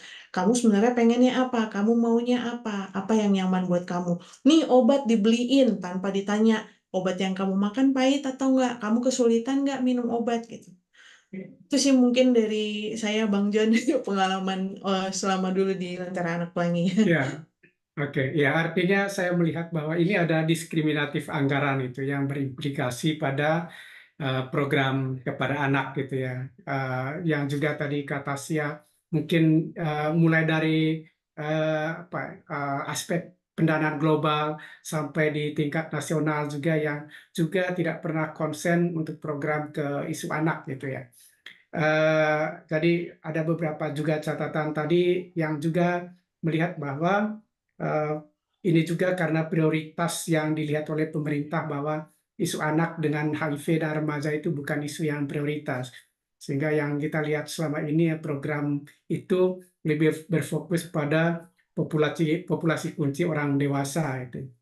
Nah, saya mau ke Mau nambahin dong? Ya, silakan. Silakan. Oh, Kak Ayu Ya, silakan. ini karena tadi Tantangan ya, langsung aja. Iya siap, karena tadi juga sudah menyinggung soal ini ya, fokus gitu ya. Saya melihat salah satu krisis terbesarnya negara yang saya cintai ini adalah sebenarnya data. Bicara data dan pengklasifikasian kelompok. Sebenarnya saya berangkatnya tuh dari isu perempuan gitu, pada saat kemudian berusaha mencari tahu sebenarnya bagaimana sih perspektif negara melihat atau mendefinisikan setiap kelompok. Karena kalau bicara dukungan pendanaan atau kemudian dukungan program atau you name it lah gitu ya, hal-hal yang kemudian nantinya bisa digunakan oleh si penerima manfaat, landasan berpikirnya adalah bagaimana negara kamu melihat kelompok tersebut. Apakah itu menjadi prioritas? Seperti apa kelompok tersebut dimension? Seberapa jelas gitu di misalkan Renstra Nasional HIV misalkan, atau apa sih, rencana aksi nasional biasanya itu ya. Nah, saya nggak ngelihat anak loh. Saya nggak ngelihat anak secara lebih, maksudnya dia punya segmen yang secara spesifik disebutkan gitu pada konteks anak. Bahkan kalau mau diturunkan, misalkan ini anak dengan HIV secara sebagai by definition kelompok itu sebenarnya nggak ada, kayaknya nggak ada segmen khusus gitu. Itu nanti akan nempel pada saat mulai membicarakan soal perempuan yang kalau di dokumen negara itu diklasifikasikannya pada konteks-konteks reproduksi saja gitu. Nanti di situ baru ada anak tuh. Jadi nggak pernah ada pembahasan soal anak secara khusus. Nah, kalau mau diperdalam lagi, misalkan kita bicara remaja yang berisiko dalam konteks yang tadi sudah banyak dibicarakan oleh Kak Feby, juga dimention beberapa kali, remaja populasi kunci aja misalkan. Data kita tuh tidak mengklasifikasi usia secara terperinci. Misalkan kita punya kelompok populasi kunci gitu ya, ada pengguna nafsa, misalkan pekerja seks, ya you name it lah gitu ya. Itu nggak ada tuh bicara soal misalkan pengguna nafsa usia remaja sekolah tuh berapa banyak sih gitu. Itu tuh kita nggak bisa lihat data itu. Sehingga jangankan melihat data yang gede-gede yang mungkin kayaknya ada, melihat data anak dengan HIV-nya aja itu sampai hari ini kayaknya kita harus belusukan ya, Tasya ya, kalau kita mau cari data anak dengan HIV gitu. Kenapa? Karena kan itu landasan kita berjuang gitu. Kita nggak bisa ngira-ngira, misalkan saya telepon semua jejaringnya teman-teman Yayasan Spiritia misalkan, minta dong data di Jakarta berapa, Bandung berapa, Bogor berapa, Pasuruan berapa, kan kita nggak bisa kayak gitu caranya. Buat apa fungsinya negara gitu. Sehingga kalau kita nggak tahu datanya berapa banyak sebaran penggunaan ARV pada anak, terus klasifikasinya juga kan pasti berbeda-beda. Misalkan dari let's say 8.000 anak misalkan, berapa banyak anak pakai obat A, terus mereka punya nggak catatan secara spesifik anak-anak ini pakai ARV yang kayak gimana gitu? Atau mereka tahu nggak sih tantangan dan persoalan yang dihadapi apa? Atau layanan yang tersedia di sana? Jadi data-data yang seperti itu tuh kadang akhirnya pendekatannya agak sporadis gitu ya, harus benar-benar harus minta sama semua orang, terus jadi validasi datanya pun kadang-kadang nanti dipertanyakan gitu. Jadi buat saya kita akan susah berjuang karena kayaknya emang dihambat gitu ya. Maaf ya, agak kompor ya. Kayak dihambat gitu kita untuk berjuang masalah anak karena datanya tidak tersedia dengan baik gitu. Atau kalaupun disebut sudah tersedia, seberapa update misalkan, karena kita tahu data terkini itu selalu, sekarang udah tahun berapa ya, 2024 bulan Juli, sudah mau kuartal 3, itu aku pikir data yang awal tahun ini juga rasanya belum keluar gitu, yang terupdate gitu ya, data yang bisa diakses di di website. Nah, kemudian yang terakhir yang berhubungan dengan data, menurutku kita tuh tidak punya data yang benar-benar sinkron. Contohnya misalkan tadi kita bicara soal kebutuhan anak yang dilahirkan dari ibu HIV misalkan, itu aja sampai sekarang menurutku salah satu data yang juga sulit diakses. Kayak berapa banyak sih perempuan hamil yang melahirkan terus yang anaknya lahir positif gitu ya, dan kemudian ternyata ada yang juga bisa dicegah gitu ya, tidak lahir positif gitu. Jadi kalau kita masih terus pakai cara-cara lama, saya pikir upaya-upaya advokasinya akan stagnan. Dan mungkin upaya advokasi yang kita harus lakukan adalah salah satunya adalah reformasi data gitu ya, supaya kemudian bisa lebih aksesibel, supaya kemudian bukan kemudian untuk disalahgunakan, tapi sebagai bahan analisis menurutku untuk menyikapi situasi apa yang kemudian harus kita isi gapnya. Kayak seberapa banyak anak dengan HIV di Indonesia yang di usia sekolah gitu. Terus kita bisa masuk misalkan seberapa banyak sekolah-sekolah punya program-program, kalau tadi akan sebut Kespro, HIV bisa masuk ke dalamnya kalau nggak mau terlalu frontal gitu ya, bicara HIV di depan mata gitu ya, kita bisa masuk ke dalam sana gitu. Jadi saya pikir data ini menjadi tantangan paling besar saat ini. Nah, dan satu lagi sih, ini kayaknya berhubungan sama PPH ya. Kayaknya nggak banyak lembaga penelitian yang bicara soal anak, yang punya data-data anak, yang melakukan riset soal anak, kecuali mereka yang memang berjalan bersama dengan lembaga-lembaga anak, misalkan di Jakarta lah, seperti Pusat Penelitian HIV Atmajaya. Saya pikir ini juga menjadi krisis. Kalau kita nggak punya peneliti yang bekerja untuk anak, saya sekolahannya belum sampai sana soalnya, jadi saya nggak bisa, takutnya nanti nggak dianggap legitimate kalau saya melakukan penelitian gitu ya. Jadi saya pikir ini juga kerja keras, harus lebih banyak ada akademisi yang membantu kami, teman-teman di lapangan, atau kemudian membantu juga caregiver dan orang tua untuk memetakan apa yang bisa kita lakukan bersama-sama. Itu dari aku, Bang John. Kembali kepadamu. Ya, saya setuju sekali dengan Kak Ayu tadi, bagaimana persoalan data ini yang harus diadvokasi gitu ya, mereformasi pendokumentasian data secara nasional untuk anak dengan HIV, dan ini menjadi PR penting buat aliansi dan juga termasuk kami di lembaga penelitian yang juga bisa membantu gitu ya, teman-teman yang bekerja di isu anak dan juga teman-teman dari lembaga lain di seluruh Indonesia. Nah, saya mungkin mau menanyakan ke Kak Evan dan Kak Alen, Kak Alen. Kak Alen. Ya, mungkin selama ini kira-kira apa sih tantangan dalam melakukan advokasi, Kak Alen, dan strategi apa yang pernah dilakukan oleh teman-teman? Silakan. Kak Evan, silakan. Oke, ya. Nah, sebenarnya masih menyambung ya, karena pembahasan ini sama Kak Tasya, sama Kak Ayu, sama Kak Alen juga kita beberapa kali membahas, sepakat banget bahwa dalam upaya advokasi itu beberapa pertanyaan besar yang sampai hari ini mau kita udah lakukan konsultatif meeting, pertemuan stakeholder, tapi masih berbentuknya rekomendasi lagi gitu. Dan belum terlihat wujud nyatanya, walaupun kalau kata Kak Ayu jangan sampai kompor ya gitu, bahwa apakah layanan-layanan kesehatan daerah sudah siap belum nih menghadapi kebutuhan akses obat ARV untuk anak. Karena kita juga tergabung dalam grup WA, masih berapa kali tuh Bang John kita dapat info mengenai ketidaktersediaannya atau masih simpang siur, bahkan kita aja itu masih kadang suka bingung, masih nggak punya pemahaman yang sama mengenai sebetulnya kebutuhan obat ARV untuk anak itu seperti apa.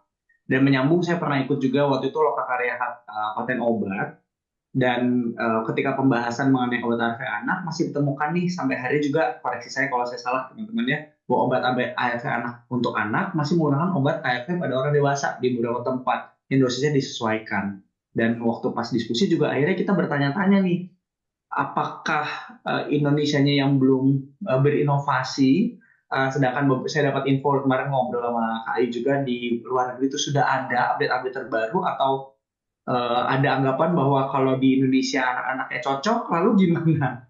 Sedangkan perlunya, namanya dunia medis kan perlu ada update terbaru, perlu ada penyesuaian lagi yang terbaru dengan situasi mungkin kondisi nutrisi maupun kondisi lingkungan yang ada hari ini. Tapi balik lagi itu masih simpang siur, saya aja masih agak ragu mengutarakannya karena sampai hari ini ya kita betul-betul belum punya standar yang tepat gitu. Kayak misalnya kalau di obat ARV untuk orang dewasa kan sudah jelas gitu, tapi kalau di anak kayaknya kok masih, kalau saya boleh beropini kok masih banyak simpang siur data, simpang siur informasi, dan kok masih kayak diakal-akalin informasinya gitu ya. Dan kemudian program sex education di sekolah, setuju banget. Berapa banyak sih sekarang sekolah yang mau bahkan belum ke HIV aja, sex education aja kayaknya masih di sex education dasar aja, kayaknya nggak semua yang mengalami itu gitu. Saya juga waktu di sekolah kayaknya saya nggak dapat itu gitu. Saya belajarnya malah di IP dan di aliansi ini waktu pas saya bergabung gitu. Saya belajarnya, saya baru tahu nih gitu tentang ini, padahal penting banget. Dan masih banget dibutuhkan penelitian mengenai anak dan HIV. Waktu pas saya ambil studi tentang anak dan remaja, bahwa ternyata waktu pas nyari literasinya, citasinya sedikit banget nih Bang John dan teman-teman mengenali literasi anak dan HIV. Padahal kalau udah ada penelitiannya tuh ya, nggak cuma PPH, tapi mungkin eh, apa ya, sosialisasi atau mungkin awareness kali ya Bang ya, mahasiswa-mahasiswa studi-studi penelitian lanjut yang mengangkat isu ini, pasti kan akhirnya ada data-data yang tergali. Jadi kalau kita ngomongin data, sebenarnya kan collecting data atau pengumpulan data bisa dilakukan di saat penyusunan metode penelitian tersebut. Dan kita bisa melihat nih dinamika dalam proses penyesuaiannya anak kita dengan lingkungan seperti apa, efek psikologis yang dialami dan dibutuhkannya itu sebenarnya seperti apa, gitu, pendampingan apa yang dibutuhkan, caregivernya seperti apa, gitu. Dan yang terakhir sebetulnya saya justru tadi tiba-tiba kepikiran untuk mengenai promosi di media sosial. Kalau hari ini sebetulnya kita semua punya akses ya, bahkan anak-anak itu kayaknya lebih jago main TikToknya dibanding saya ya, atau bahkan anak-anak itu kayak lebih jago main media sosialnya dibanding saya hari ini gaptek nih sama teman-teman kalau lagi ada info apa nih, kayaknya anak-anak jauh lebih duluan tahu ya. Beberapa kali ikut acara, kok berita update gosip mereka lebih tahu duluan. Nah, kebayang nggak kalau berita update gosip ataupun berita informasi lain itu bisa kita tambahkan atau kita gantikan ya dengan informasi-informasi yang lebih penting ini ya, tentang uh, tentang anak dan HIV, sex education yang ramah ya tentunya, yang pasti akan dikemas dengan sedemikian rupa bahwa kita bisa menggunakan media sosial ini. Sekarang tadi saya barusan iseng akhirnya nyoba nih, anak dengan HIV ini ada nggak ya gitu. Jangan sampai saya ngomong salah nih, foto pas saya searching di TikTok dan Instagram ternyata orang dewasa lagi di paling atas gitu. Belum belum bener-bener akhirnya. Mungkin aja kalau saya membayangkan kalau saya jadi guru, tadi saya juga baca tuh di kolom chat ya, kalau saya menjadi guru nih, jangan di ini deh, jangan di sekolah yang di kota besar atau di apa tuh namanya, di provinsi-provinsi yang modern gitu. Kalau saya bayangin dari guru di daerah, terus kemudian saya menemukan ada anak murid saya yang apa namanya, yang positif HIV, itu saya harus ngapain ya? Apakah mungkin itu ada informasinya? Atau saya bisa mengakses informasi? Atau sesederhana saya bisa tanya siapa? Gitu. Akhirnya kan informasi-informasi ini sebenarnya kita butuhkan ya. Dan sekarang gampang sekali, ketik aja tuh ya kan di internet, ketik apa aja keluar. Nah, bayangkan kalau kita bisa menggunakan media advokasi secara online dalam tanda kutip ini ya, yang walaupun sebenarnya kami juga tahu bahwa sebenarnya media online atau advokasi dalam media online itu sebenarnya lagi dijalanin semua ya. Ada beberapa program-program di organisasi yang sedang menjalankan ini. Ada, kalau yang saya tahu itu ada Tanya Marlo, ada IP, juga ada Tanya Emak. Jadi kita bisa juga memasukkan isu-isu tentang anak lebih banyak lagi. Jadi ketika anak-anak mungkin suatu hari dia ketemu temennya nih, peer groupnya mereka, gitu, mereka bisa cari. Kalau kesehatan mental saja berhasil ya, bikin tren ya, dan akhirnya bisa diakses informasi dengan mudah oleh anak remaja. Yang hari ini kalau anak remaja saya berapa kali ketemu, sekarang saya juga ngajar privat, anak remaja bisa ngomong, saya ini bipolar nggak bapak gitu. Wah, gimana kalau kita bisa pakai cara-cara itu dengan konteks HIV nih, agar mereka juga lebih teredukasi dan barangkali juga bisa saling mendukung kan. Terima kasih Bang John. Bisa Terima dilanjut kasih Bang kalian. Evan. Ya, kalian mungkin silahkan kalau ada tambahan kalian. Ya, tadi udah banyak banget ya dibahas sama Kak Tasya, Kak Ayu, Kak Evan, dari borong semua. Saya nambahin dikit aja kali ya, Bang ya. Kalau dari segi kebijakan, karena waktu tahun 2000 sampai tahun lalu 2023, waktu saya masih kerja di LAP bareng sama Kalidia juga di sini bareng dengan teman-teman PPH, kita bikin penelitian soal kebijakan gap analisis gap kebijakan dan program untuk anak dengan HIV di Indonesia lah gitu ya. Dari segi kebijakan aja masih banyak banget sebenarnya yang buat saya pribadi tanda tanya gitu. Satu, masalah klasifikasi umur. Di satu kebijakan ada yang sampai usia misalnya 15 tahun menganggap anak itu 0 sampai 15 tahun. Kebijakan yang lain ada yang bilang 0 sampai dengan 18 tahun, dan itu karena perbedaan di tiap kebijakan itu untuk penurunan sampai ke level implementasi di layanan kesehatan misalnya. Jadi ada perbedaan gitu Bang. Saya pengalaman waktu mendampingi anak-anak masih di LAP, ada anak-anak di rumah sakit A, dia usia 16 tahun udah harus pindah ke poli dewasa. Ada anak-anak di rumah sakit yang masih satu daerah di Jakarta juga gitu, di rumah sakit B, ada yang usia 18 tahun baru dipindah ke poli dewasa gitu. Jadi nggak serempak, nggak seragam, itu tanda tanya besar buat saya gitu. Terus satu hal lainnya gitu yang mau saya highlight juga gitu, terkait kebijakan itu, koordinasi antar kementerian gitu Bang. Karena kan tadi teman-teman kita bisa lihat semua gitu ya, kita semua sepakat kebutuhan anak itu kompleks dan semuanya kalau bisa disediakan secara komprehensif gitu untuk bisa mendorong itu komprehensif, multidisiplin gitu. Kementerian-kementerian menurut saya harus saling berkomunikasi, menyamakan, mungkin kalau dibutuhkan perlu ada tim kerja khusus misalnya yang antar kementerian itu ada gitu untuk melihat sebenarnya peran Kementerian Kesehatan di mana sih untuk anak gitu. Peran Kementerian Pendidikan itu di mana sih gitu, porsinya di sebelah mana, apa yang bisa dilakukan gitu untuk anak. Dari saya itu aja sih Bang. Terima kasih. Oke, makasih Kak Alen. Ya, Eh, ya teman-teman, satu lagi nih, saya mungkin nanti mau meminta Kak Tasya kira-kira ini tentang apa kebijakan mengenai anak, mungkin ada yang bisa di-share nanti. Kemudian prosedur apa, perlindungan anak itu seperti apa? Tasya, silakan Kak Tasya. Sebelum kita nanti masuk ke tanya jawab ya, diskusi dengan teman-teman di forum ini. Silakan. Iya, makasih Bang John. Em, Teman-teman, jadi ada di dunia anak, bukan dunia anak sebenarnya, dunia bekerja. Apa sih istilahnya gitu ya, ketika kita bekerja dengan anak gitu ya, tadi kan ada kita sebagai orang dewasa punya kecenderungan gitu ya menggunakan power, kesempatan, kewenangan dan sebagainya dalam menyediakan, menyampaikan dan apapun itu yang terkait dengan anak gitu ya. Sehingga tadi seringkali kita pada akhirnya justru menjadi pelaku penelantaran, melakukan perlakuan salah tanpa kita sadari ataupun mungkin kita sadari tapi ya udahlah nggak apa-apa gitu. Nah, baik di internasional maupun di Indonesia sebenarnya ada sebuah dokumen, kalau mau dibilang sebuah mungkin kurang tepat gitu ya, tapi ada sebuah eh, mekanisme gitu yang bisa dipakai gitu ya oleh siapapun gitu, tapi terutama bagi mereka yang bekerja bersama-sama dengan anak, untuk anak, atau bahkan mungkin tidak punya kaitan sama sekali terkait anak gitu ya, industri, perusahaan, atau apapun itu, institusi dan lain sebagainya. Ada yang disebut dengan kebijakan dan prosedur perlindungan anak gitu ya, atau kalau di bahasa Inggris itu disebutnya sebagai Child Protection Policy.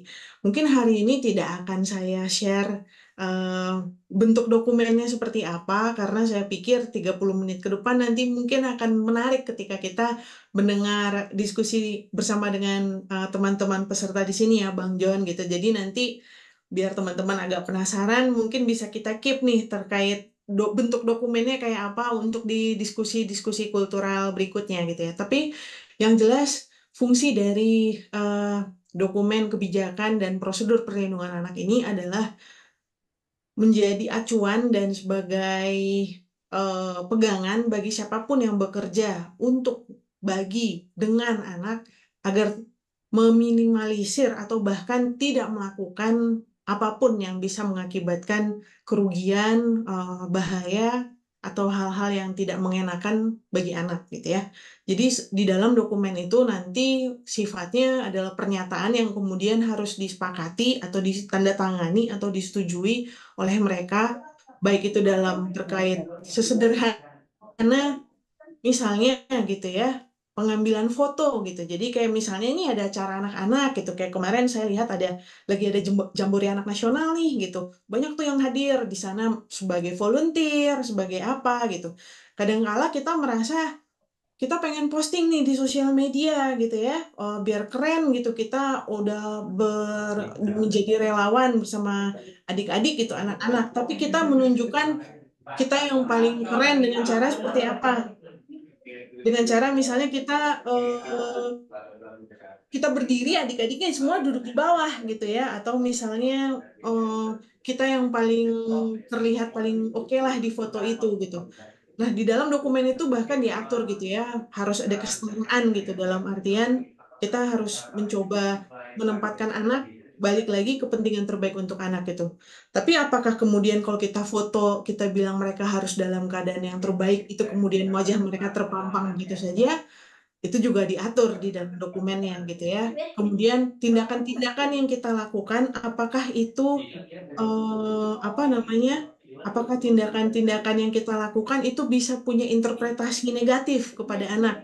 Misalnya menggendong anak gitu ya. Apakah menggendong, misalnya kita sebagai tamu, kemudian kita datang ke sebuah panti asuhan, ada anak di sana, kemudian kita gendong. Kita pikir itu adalah bentuk kasih sayang kita. Tanpa misalnya kita tanya dulu atau gimana, bisa jadi anak itu merasa tidak nyaman dan lain sebagainya. Hal-hal itulah yang diatur nanti di dalam kebijakan dan prosedur perlindungan anak. Secara dasarnya itu berangkat dari konvensi hak anak gitu ya, dari CRC itu gitu.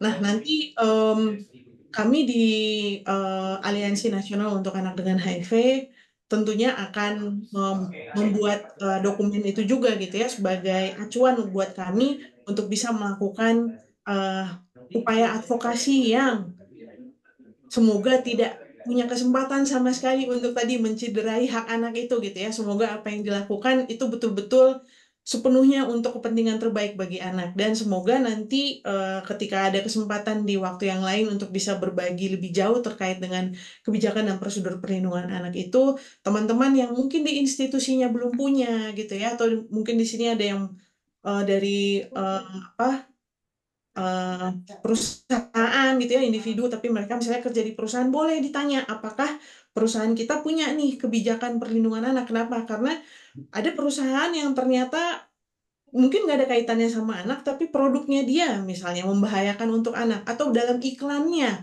melibatkan anak dan lain sebagainya, sehingga itu bisa diinterpretasi secara negatif gitu.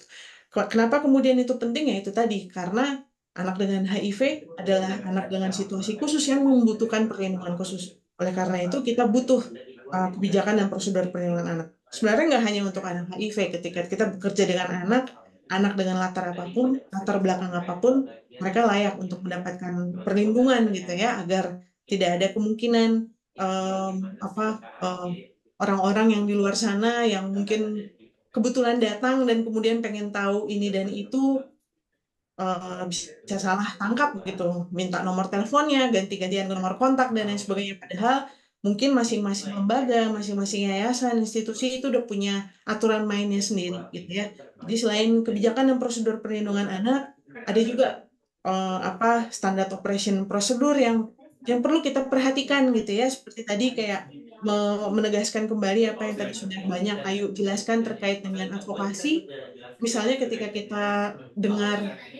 kita bersama-sama maju untuk mengadvokasi bersama sebuah lembaga misalnya gitu, kita harus menghargai juga kebijakan apa atau apa namanya, peraturan atau SOP apa yang berlaku di sana, kode etik apa yang berlaku. Jadi nggak boleh hanya mengutamakan apa yang menjadi prinsip dan nilai kita saja, tapi dalam advokasi perlu ada menghargai apa yang nilai yang berlaku di lembaga lain gitu ya. Dan eh, walaupun tadi Ayu juga ngingetin jangan sampai kita ngomporin dan lain sebagainya. Lagi-lagi perlu diingat, advokasi itu nggak selamanya harus bawa ban dibakar gitu ya, atau teriak-teriak tadi di atas mobil komando. Bisa dilakukan dengan cara-cara yang lebih manusiawi, lebih lebih mudah, lebih bisa diterima, dan itu bisa menjadi kekuatan yang lebih gaungnya lebih bergema gitu. Itu mungkin sedikit terkait kebijakan dan prosedur perlindungan anak, Bang Jon. Ya, makasih Kak Tasya sudah menjelaskan gitu ya secara singkat terkait dengan prosedur perlindungan anak. Eh, ya, Bapak Ibu, teman-teman, kakak-kakak semuanya, sekarang saya membuka ruang untuk tanya jawab. Siapa saja yang mau ada pertanyaan, silakan teman-teman membuka mic-nya, atau misalnya kalau ada yang malu mungkin bisa menulis di chat room yang ada di sini yang sudah tersedia. Silakan, saya kasih 3 orang pertama untuk memberikan kesempatan untuk bertanya kepada narasumber kita di sore ini. Silakan.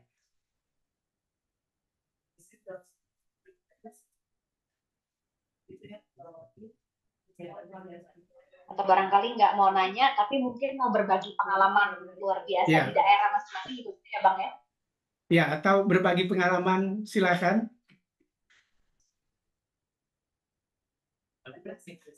Nah, sebelum mungkin ada yang bertanya nanti, saya membacakan beberapa komentar yang ada di chatroom ini. Jadi ada beberapa di sini, ini dari Amang Pantura Plus Indonesia ya. Semoga Amang masih ada di sini. Saya usul agar teman-teman aliansi untuk duduk bareng perusahaan farmasi nasional. Alasan perusahaan tidak memproduksi ARV di Indonesia, jumlah anak yang membutuhkan ARV tidak terjangkau dengan biaya produksi. Silakan teman-teman mau merespon, Kak Ayu, Kak Tasya, Kak Evan, atau Kak Alen.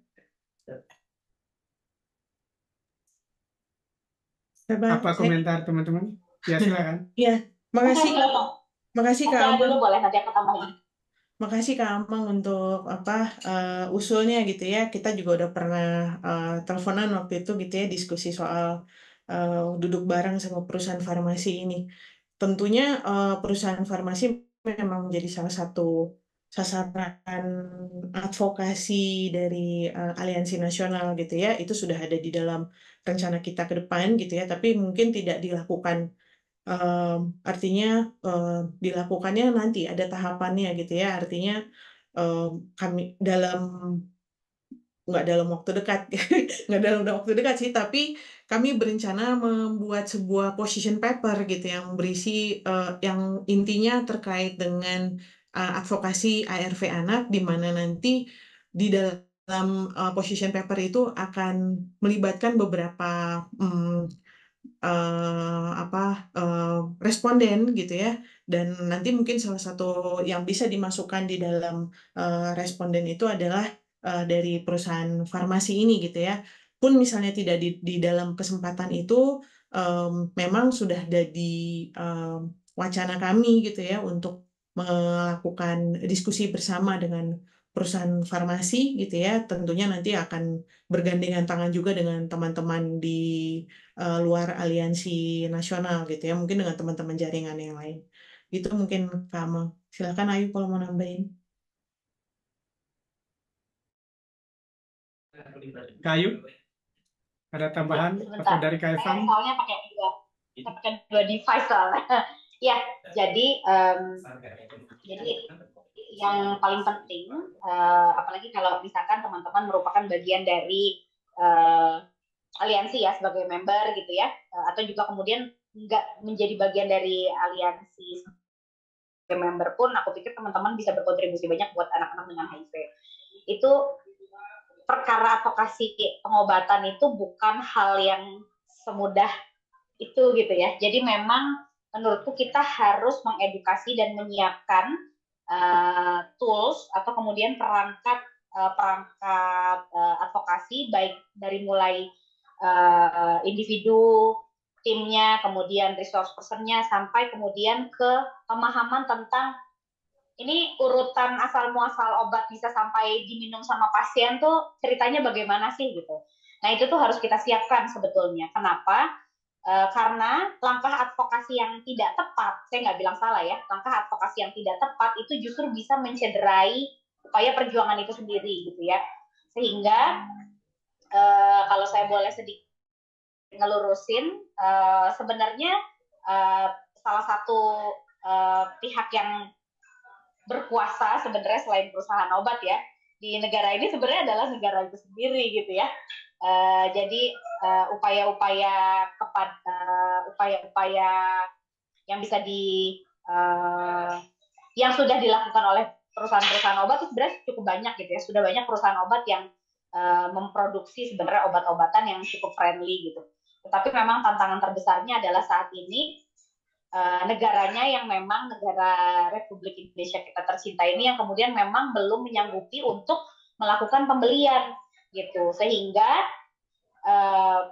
desakan apa yang harus kita lakukan itu kenapa tadi saya sebut bahwa advokasi itu adalah upaya yang menyeluruh, tidak main tuduh, tidak main menyimpulkan, tapi kita menyiapkan semua resource-nya supaya kita bisa berperang dengan cara yang elegan. Kenapa? Karena yang kita perjuangkan anak nih, buat anak-anak dengan HIV, tapi si Ayu sama si Tasya berisik banget dan jadi enemy of public gitu misalkan. nggak akan menang tuh. Kenapa? Karena akhirnya orang udah keburu musuhin orang-orang yang melakukan upaya advokasi tersebut karena langkahnya salah gitu. Jadi menurutku kita harus sama-sama untuk melihat tadi, kayak kalau saya sering ngomongnya adalah apa yang kita punya, apa yang kita tahu, kita taruh di meja, terus kita lihat lagi bareng-bareng. Oh, kurangnya ini gitu. Terus kemudian kita lihat nih maps-nya. Kita tahu nggak jalan menuju ke kantor Kementerian Kesehatan? Naik apa ke sana? Butuh berapa biayanya untuk naik ke sana misalkan? Terus sampai sana kita mau ngapain gitu ya? Nah, upaya advokasi itu seluas itu dan sepanjang itu, sehingga kalau kita bisa melakukan upaya advokasi pada ARV dewasa yang kayaknya udah berapa tahun ya Bang Jon ya? Bang Jon mungkin dengar ceritanya lah, dari kita mulai dulu kita ARV kita berbayar gitu ya untuk dewasa ya, yang juga kemudian dipakai sama anak-anak, sampai kemudian kita punya fixed dose combination gitu. Itu kan perjalanan advokasi yang panjang. Nah, kenapa pada konteks anak kita tidak bisa melakukan perubahan bahkan sampai 3 dekade? Itu kan berarti PR. Apakah nggak ada orangnya? Apakah nggak ada yang interest sama isu anak? Apakah anak tidak lagi menjadi prioritas bagi kita semua? Itu harus bertanya sama diri kita sebelum kita pointing out ke perusahaan obatnya. Gitu. Jadi menurutku ini PR yang panjang dan sangat mungkin kita lakukan kalau Aliansi Nasional untuk Anak dengan HIV dikuatkan dengan kekuatan-kekuatan daerah. Teman-teman hadir bersama-sama untuk kami, hadir bersama-sama dengan kami untuk anak-anak dengan HIV. Itu aja Bang Jon. Ya, terima kasih Kayu. Artinya pemetaannya harus jelas gitu ya. Kemudian juga masalahnya harus jelas, apa yang mau kita advokasi sehingga bisa kena sasaran, siapa yang diadvokasi, macam-macam tadi itu yang perlu dipetakan. Mungkin Kak Evan atau Kak Alen, silakan. Bang Jon, ini udah ada yang mau bertanya. Oh ya, aku ke ini dulu. Aku juga dong Kak, aku juga boleh merespon. Silakan Kak Mbak Anis, kalau ada pertanyaan silakan dari Surabaya. Iya. Selamat sore, Bang Jon, Kak Tasa, Kak Ayu, Mbak Magda, Kak Evan, semoga selalu sehat selalu ya. Ini Mak karena sudah menangani beberapa kasus dan saya cuma kepingin ngerti atau belajar ya tentang undang-undang pendampingan anak, karena kemarin saya dapat kasus ya masih barulah 4 bulan yang lalu itu ketemu anak dengan positif HIV dan sipilis dan juga ada kandidiasisnya. Persoalannya karena kan kendalanya karena kan harus ada wali. Nah, begitu kan, kalau anak kan harus ada wali. Nah, si anak ini karena tidak mau orang tuanya tidak kepingin ngerti, jadinya saya sedikit bingung itu ya, sedikit bingung. Terus saya bertanya ke teman-teman dan juga salah satunya saya yang saya pikirkan adalah nyawa, dan saya harus bisa ngobatin terutama untuk IO-nya, jamurnya di mulut dan sipilisnya, karena dia masih sekolah dan setelah itu dia mau ujian, waktu itu mau ujian. Saya pikirkan kalau ini tidak cepat diobatin, dia akan mengganggu dan dia tidak akan bisa ikut ujian. Yang saya pikirkan kan itu. Nah, saya sempat sih kena tegur. Kenapa nggak mau cerita dulu, mau tentang lah, kalau mau ngomong tentang advokasi, saya tuh nggak telaten dalam arti nggak sabar. Kok lama sekali gitu, dan nyawa di lapangan teori dan di lapangan itu biasanya beda. Nah, anak ini kan nanti segera jamurnya kalau nggak diobatin nanti akan semakin banyak kayak gitu. Terus kalau dokter biasa, Mbak ini harus ke spesialis anak. Oke, kalau mau ngomong spesialis anak, Dok, apa yang bisa saya lakukan? Oh, ini nggak ada BPJS ya. Nah, oke, kalau BPJS berarti saya harus ngurus BPJS-nya. Nah, saya kompromi dengan anak tersebut. Nah, kamu kan warga asli sini misalkan gitu, contoh ya. Berarti saya pinjem, ayo kita ke Puskesmas ngurus BPJS-nya sama-sama untuk pengobatan. Terus nanti kalau misalkan ada apa-apa ya saya cuma membantu ini Nak, supaya jamur di mulutmu itu cepat sembuh dan kamu mau ujian. Oke, kalau begitu Bu, gitu kan. Nah, teguran saya sempat ditegur tuh yang nggak suka itu begini. Sudah apa lama membantunya harus ngomong tentang apa harus tanya ke ada undang-undangnya anak terus tentang wali. Lah saya mikirnya ini nyawa si anak dan karena jujur Kak Kak Tasya, saya itu jujur buta tentang undang-undang. Nah, saya di sini untuk aliansi ini mumpung ada apa tentang anak. Nah, saya kepengen ngerti. Ketika saya ngerti di lapangan itu, saya bisa menerapkan. Oh, nanti saya harus begini. Undang-undangnya apa yang boleh dan apa yang tidak, dan saya apa yang harus saya lakukan. Itu Pak John terutama. Ya. Nah, kalau menurut saya kepinginnya di Surabaya bagaimana karena ini ada aliansi yang sudah kayak Kak Tasya ini kan sudah kayak sama Kak Ayu, Kak Alen ini kan sudah berpengalaman banyak. Bagaimana di Surabaya ini dan juga banyak teman-teman yang potensi bagaimana membuat aliansi di Surabaya ini bisa untuk anak karena cenderung anak itu belum ada yang concern. Ada yang beberapa tapi tidak semencakup mungkin. Nah, saya sebagai misalkan saya MK di rumah sakit atau MK lembaga, saya kayak ya wis lah, tak cangking sekalian daripada anak ini tidak ada yang ramut seperti itu. Nah, saya yang tanyakan undang-undang itu Kak Alen supaya saya di lapangan itu wis ndang tak tak walaupun ada yang ngomong kamu nanti akan dipenjara karena kamu anak ini harus ada walinya. Ya saya biar bisa menjawab gitu loh. Saya nggak takut dipenjara asalkan nyawanya anak ini terselamatkan. Saya pikir begitu. Terima kasih, begitu aja. Selamat Baik. sore, salam sehat selalu Kak Ayu, Kak Tasya, Ya. Kak Evan, Kak Alen, dan Bang John. Ya, baik, Mbak Anis. Kalian mungkin bisa merespon apa komentar dari Ibu Anis, silakan. Halo kalian,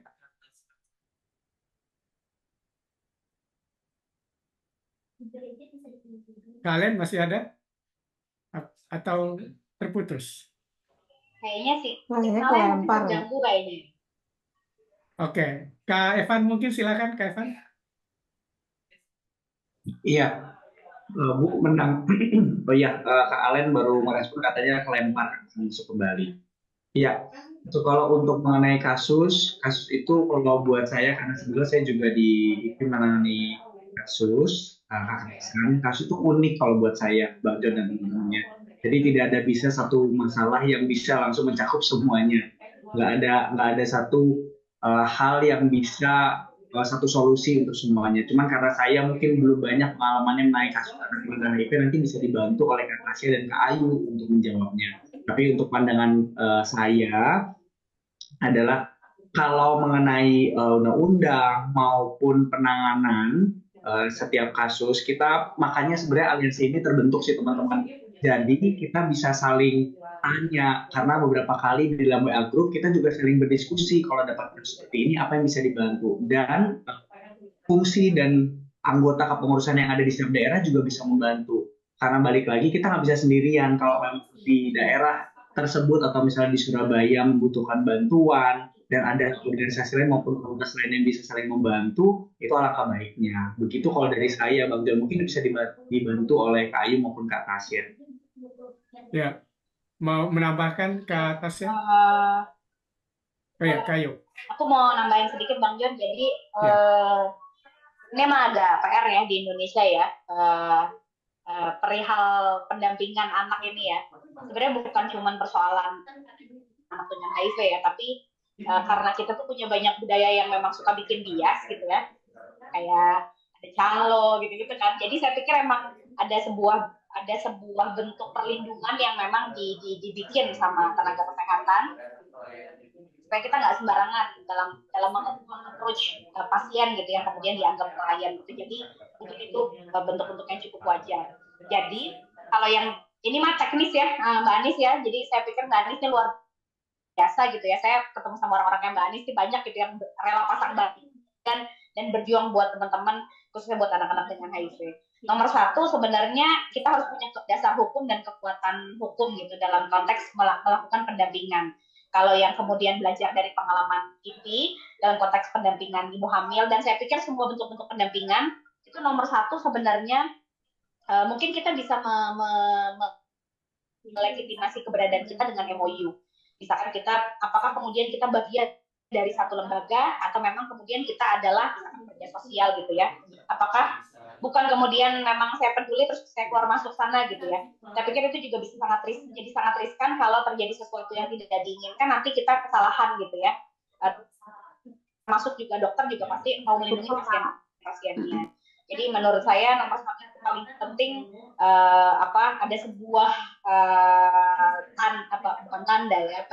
kesepakatan yang menyatakan sebenarnya fungsi, tugas serta cakupan kita tuh sampai sebatas mana gitu ya.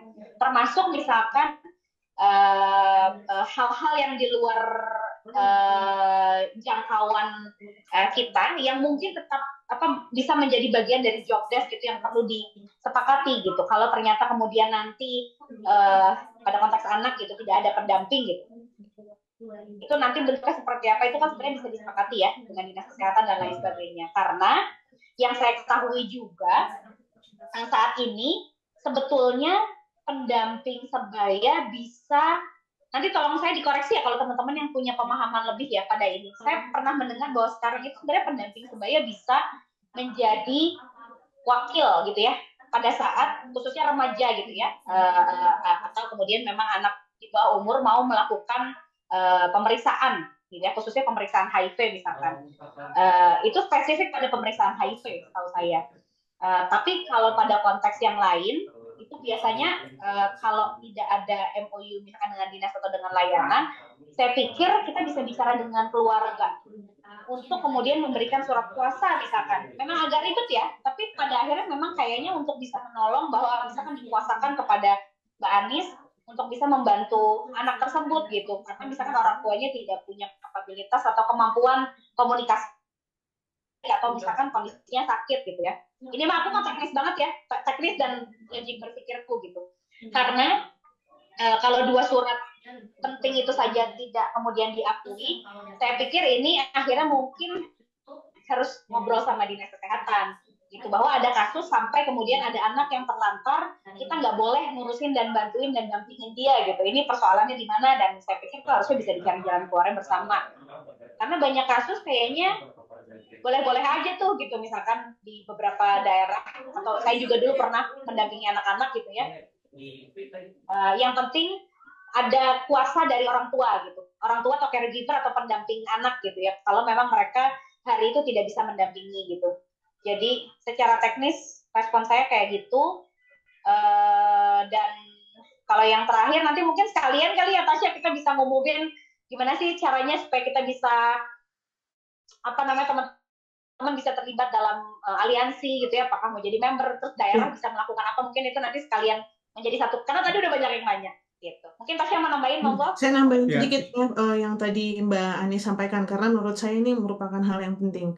Ini berdasarkan pengalaman saya dulu ketika masih bergabung di Lentera Anak Pelangi. Tadi ketika saya bicara soal kebijakan dan prosedur perlindungan anak, itu adalah sifatnya internal gitu ya.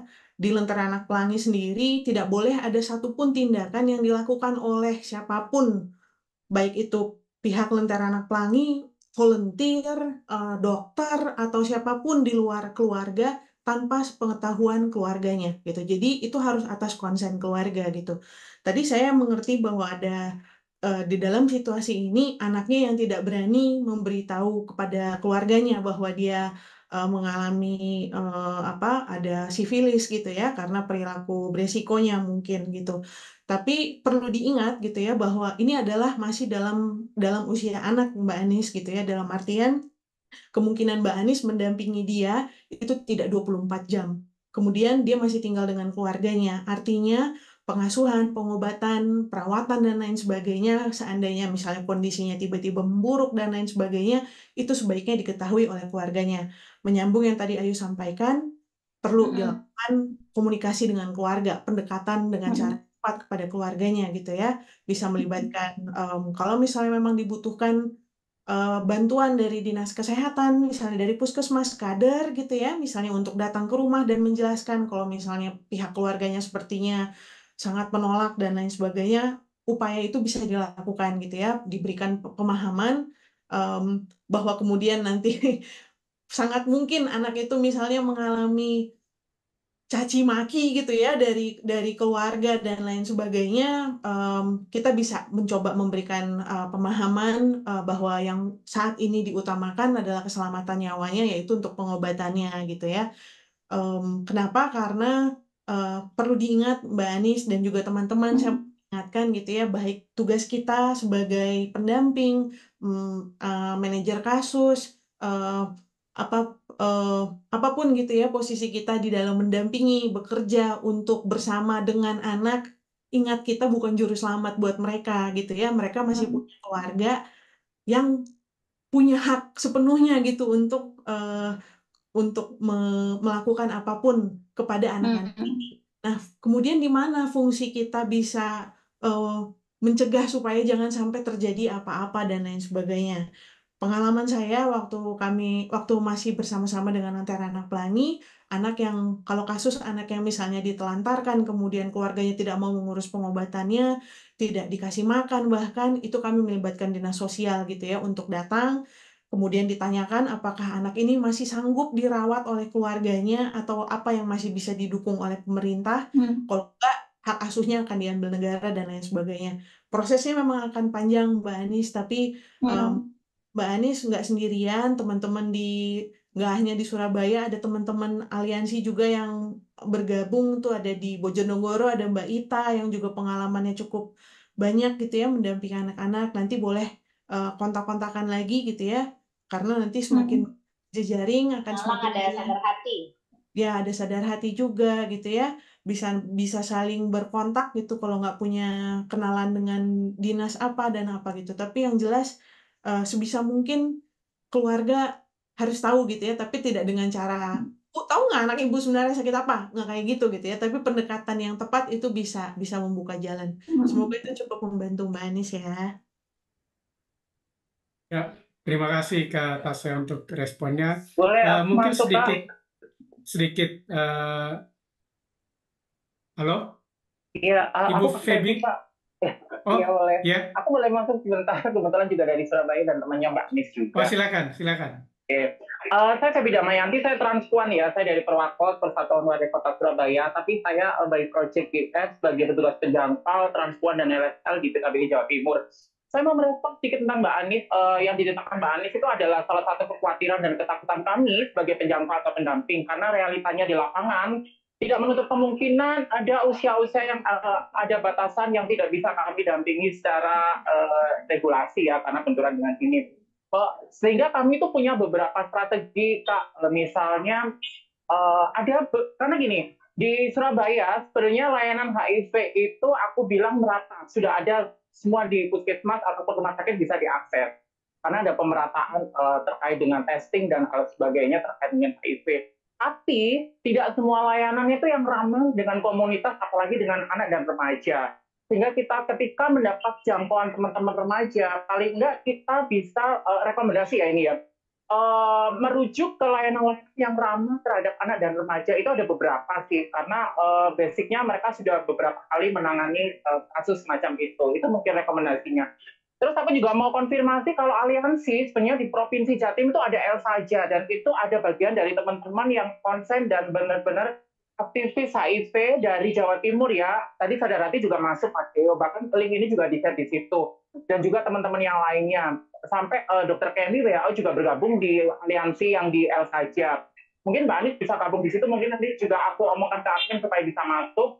Terus kalau di Surabaya sendiri, aliansi yang sudah terbangun 2 tahun terakhir ini apa? Aliansi Surabaya Peduli AIDS.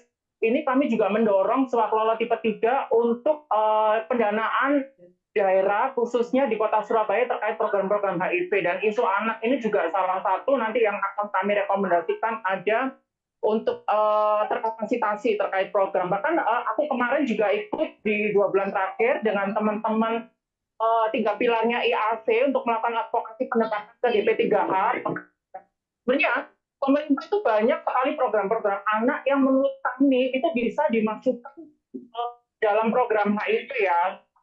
Kalau sendiri pemerintah itu sifatnya statis, menunggu kasus, menunggu laporan, baru mereka melakukan pergerakan-pergerakan. Belakangan lagi kalau teman-teman ini tidak melakukan advokasi, menurut aku pemerintah juga tidak akan pernah tahu gitu kan. Dan itu upaya-upaya itu yang lagi kami lakukan.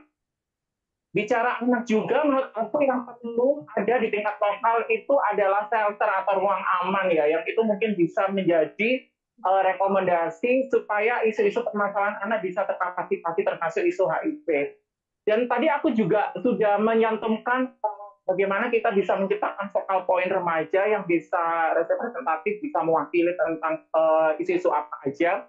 Itu mungkin bisa. Rekomendasinya juga sih Kak, di Inti Muda Nasional jaringan tuh ada, di tingkat-tingkat lokal ada, bahkan di Surabaya itu juga ada. Cuma menurut aku ini koreksi ya, bukan ingin mendiskreditkan mereka, tapi mereka itu sebenarnya biasa ya, karena kumpulannya teman-teman remaja, mereka itu harus kita angkat atau kita seret istilahnya ya.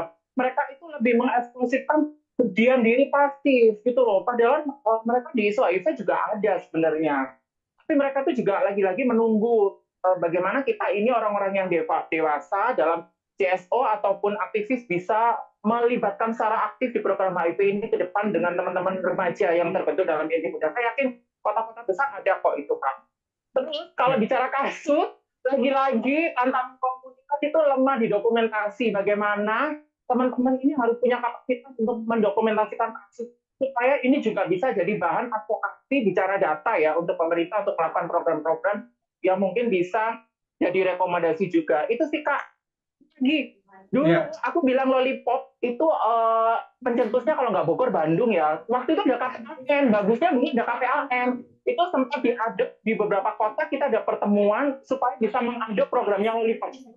Saya lupa desainnya seperti apa, tapi mungkin teman-teman Bogor, Bandung bisa dicolek itu yang di 2014 atau 2015. Mereka itu punya program yang inklusi, maksudku itu secara offline dan online mereka punya sistem gitu bagaimana untuk menggait atau mengakses edukasinya sampai membuka layanan konseling, hotline service, bahkan testing itu bisa difasilitasi dalam program Lollipopnya itu. Sayang KPAI tidak ada dan ya mungkin itu pilot project ya, jadi semuanya udah selesai tanpa ada follow up yang jelas.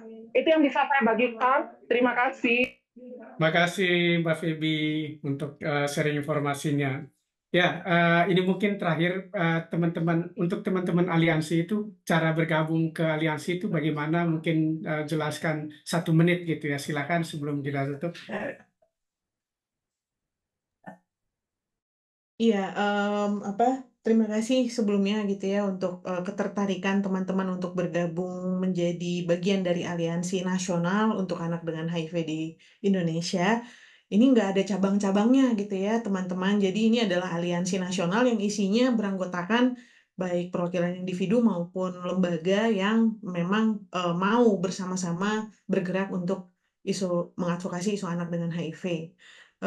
Sebenarnya kesempatan untuk bergabung menjadi anggota itu sudah pernah dibuka tahun lalu gitu ya. Jadi tahun lalu ketika kami melakukan National Consultative Meeting, kemudian itu sudah disebarluaskan melalui sosial media, melalui jaringan-jaringan juga gitu ya, untuk kesempatan untuk bergabung menjadi anggota. Sebenarnya bukan menutup kemungkinan bahwa teman-teman yang hadir saat ini mau bergabung akhirnya jadi nggak bisa bergabung lagi, tapi saya nggak tahu, coba tanya ke teman-teman yang sekretariat gitu, apakah dalam waktu dekat ini kita mau membuka pendaftaran anggota baru lagi kah? Atau nanti mungkin bisa bergabung saja dulu di dalam grup WhatsApp aliansi gitu ya, untuk bisa mengikuti perkembangan atau misalnya berbagi cerita atau mungkin ada yang mau bertanya dan lain sebagainya gitu. Tapi mungkin kalau pembukaan pendaftaran menjadi anggotanya sendiri itu kami belum ada merencanakan itu dalam waktu dekat, karena memang waktu itu kita membukanya di awal ketika National Consultative Meeting itu gitu. Nggak tahu apa dari Ayu mungkin ada tambahan?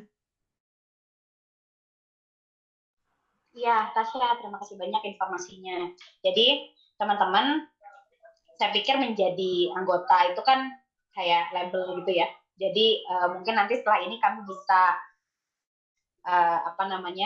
membagikan grup WhatsApp komunikasi gitu ya sifatnya. Jadi teman-teman bisa berkoordinasi bersama dengan teman-teman yang lain yang memang punya interest untuk persoalan anak dengan HIV. Nanti untuk keanggotaan, saya pikir saat ini aliansi masih sedang berproses tadi ya, urusan rumah tangga kami sampaikan. Jadi nanti kalau udah fix. Karena sekarang sifatnya mau ngecek ulang dari semua orang yang sudah bergabung, baik di level baik dalam konteks individu maupun kelembagaan, itu sedang proses cek-recek kembali, karena memang kalau ngomongin keanggotaan tuh ada orang-orang yang sebelumnya registrasi melalui kelembagaan, tapi kemudian setelah setahun ternyata dia sudah tidak lagi bekerja di lembaga tersebut gitu. Jadi kami sedang dalam proses verifikasi dulu. Nanti kalau sudah beres gitu ya, pantengin aja, tuh udah di-share sama Alen Instagram kami @anak.hiv. Jadi nanti bisa berbagi juga, dan saya pikir karena ini adalah ruang yang aman untuk kita semua untuk berjuang bersama dengan anak-anak dan memikirkan apa yang baik buat anak-anak, bukan hanya dari sudut pandang kita ya. Jadi saya pikir teman-teman juga silakan berkontribusi gitu ya, misalkan untuk kontribusi itu bisa banyak gitu ya. Jadi justru disitulah komitmen kita semua untuk berjuang untuk isu anak dengan HIV. Jadi mungkin itu Tasya tambahan dariku, supaya nanti teman-teman tidak merasa di PHP-in. Jadi maksudnya gini, meskipun belum kembali membuka membership gitu, tapi keterlibatan teman-teman itu sangat possible gitu ya. Karena kami tadi punya WA group, jadi bisa silakan gabung untuk ikut ngobrol. Terus bisa juga teman-teman mungkin bisa berkomunikasi melalui Instagram yang tadi sudah dibagikan oleh Alen, bisa follow gitu ya, bisa memberikan update-update kalau kemudian dari daerah ada yang mungkin bisa jadi informasi penting buat kita semua. Nanti mungkin juga bisa di-share emailnya aliansi di sini supaya punya channel informasi kalau mau berkirim surat, mau mengundang kami, atau kemudian ada hal-hal penting yang bisa dikorespondensikan gitu bersama. Tambahan dariku itu. Teman-teman juga mungkin bisa kalau misalnya mau dapat update gitu ya terkait dengan baik kegiatan diskusi kultural maupun tentang aliansi nasionalnya, daftar hadirnya mohon diisi gitu ya, karena kami nggak bisa kontak teman-teman kalau teman-teman nggak isi daftar hadirnya gitu ya, karena tadi kata Mbak Lenggo belum semuanya mengisi gitu, jadi mohon dibantu untuk mengisi supaya nanti bisa kita simpan kontaknya. Ya, baik, Kak Tasya, terima kasih untuk pesannya. Karena kita sudah berada di ujung acara, jadi sebetulnya tadi saya sudah mempersiapkan kesimpulan, tapi saya nggak bisa membacakan kesimpulan itu terlalu banyak karena waktu kita juga sempit gitu ya. Intinya bahwa bekerja di isu anak itu butuh banyak pengorbanan ya. Di isu HIV, melihat kebutuhan mereka juga banyak, belum lagi dari advokasi yang harus benar-benar mempersiapkan. Jadi untuk itu dari tempat ini saya mengucapkan terima kasih untuk kehadirannya Bapak Ibu, teman-teman, kakak-kakak semua, dan saya kembali ke panitia, ke Mbak Lenggo. Silakan Mbak Lenggo. Terima kasih.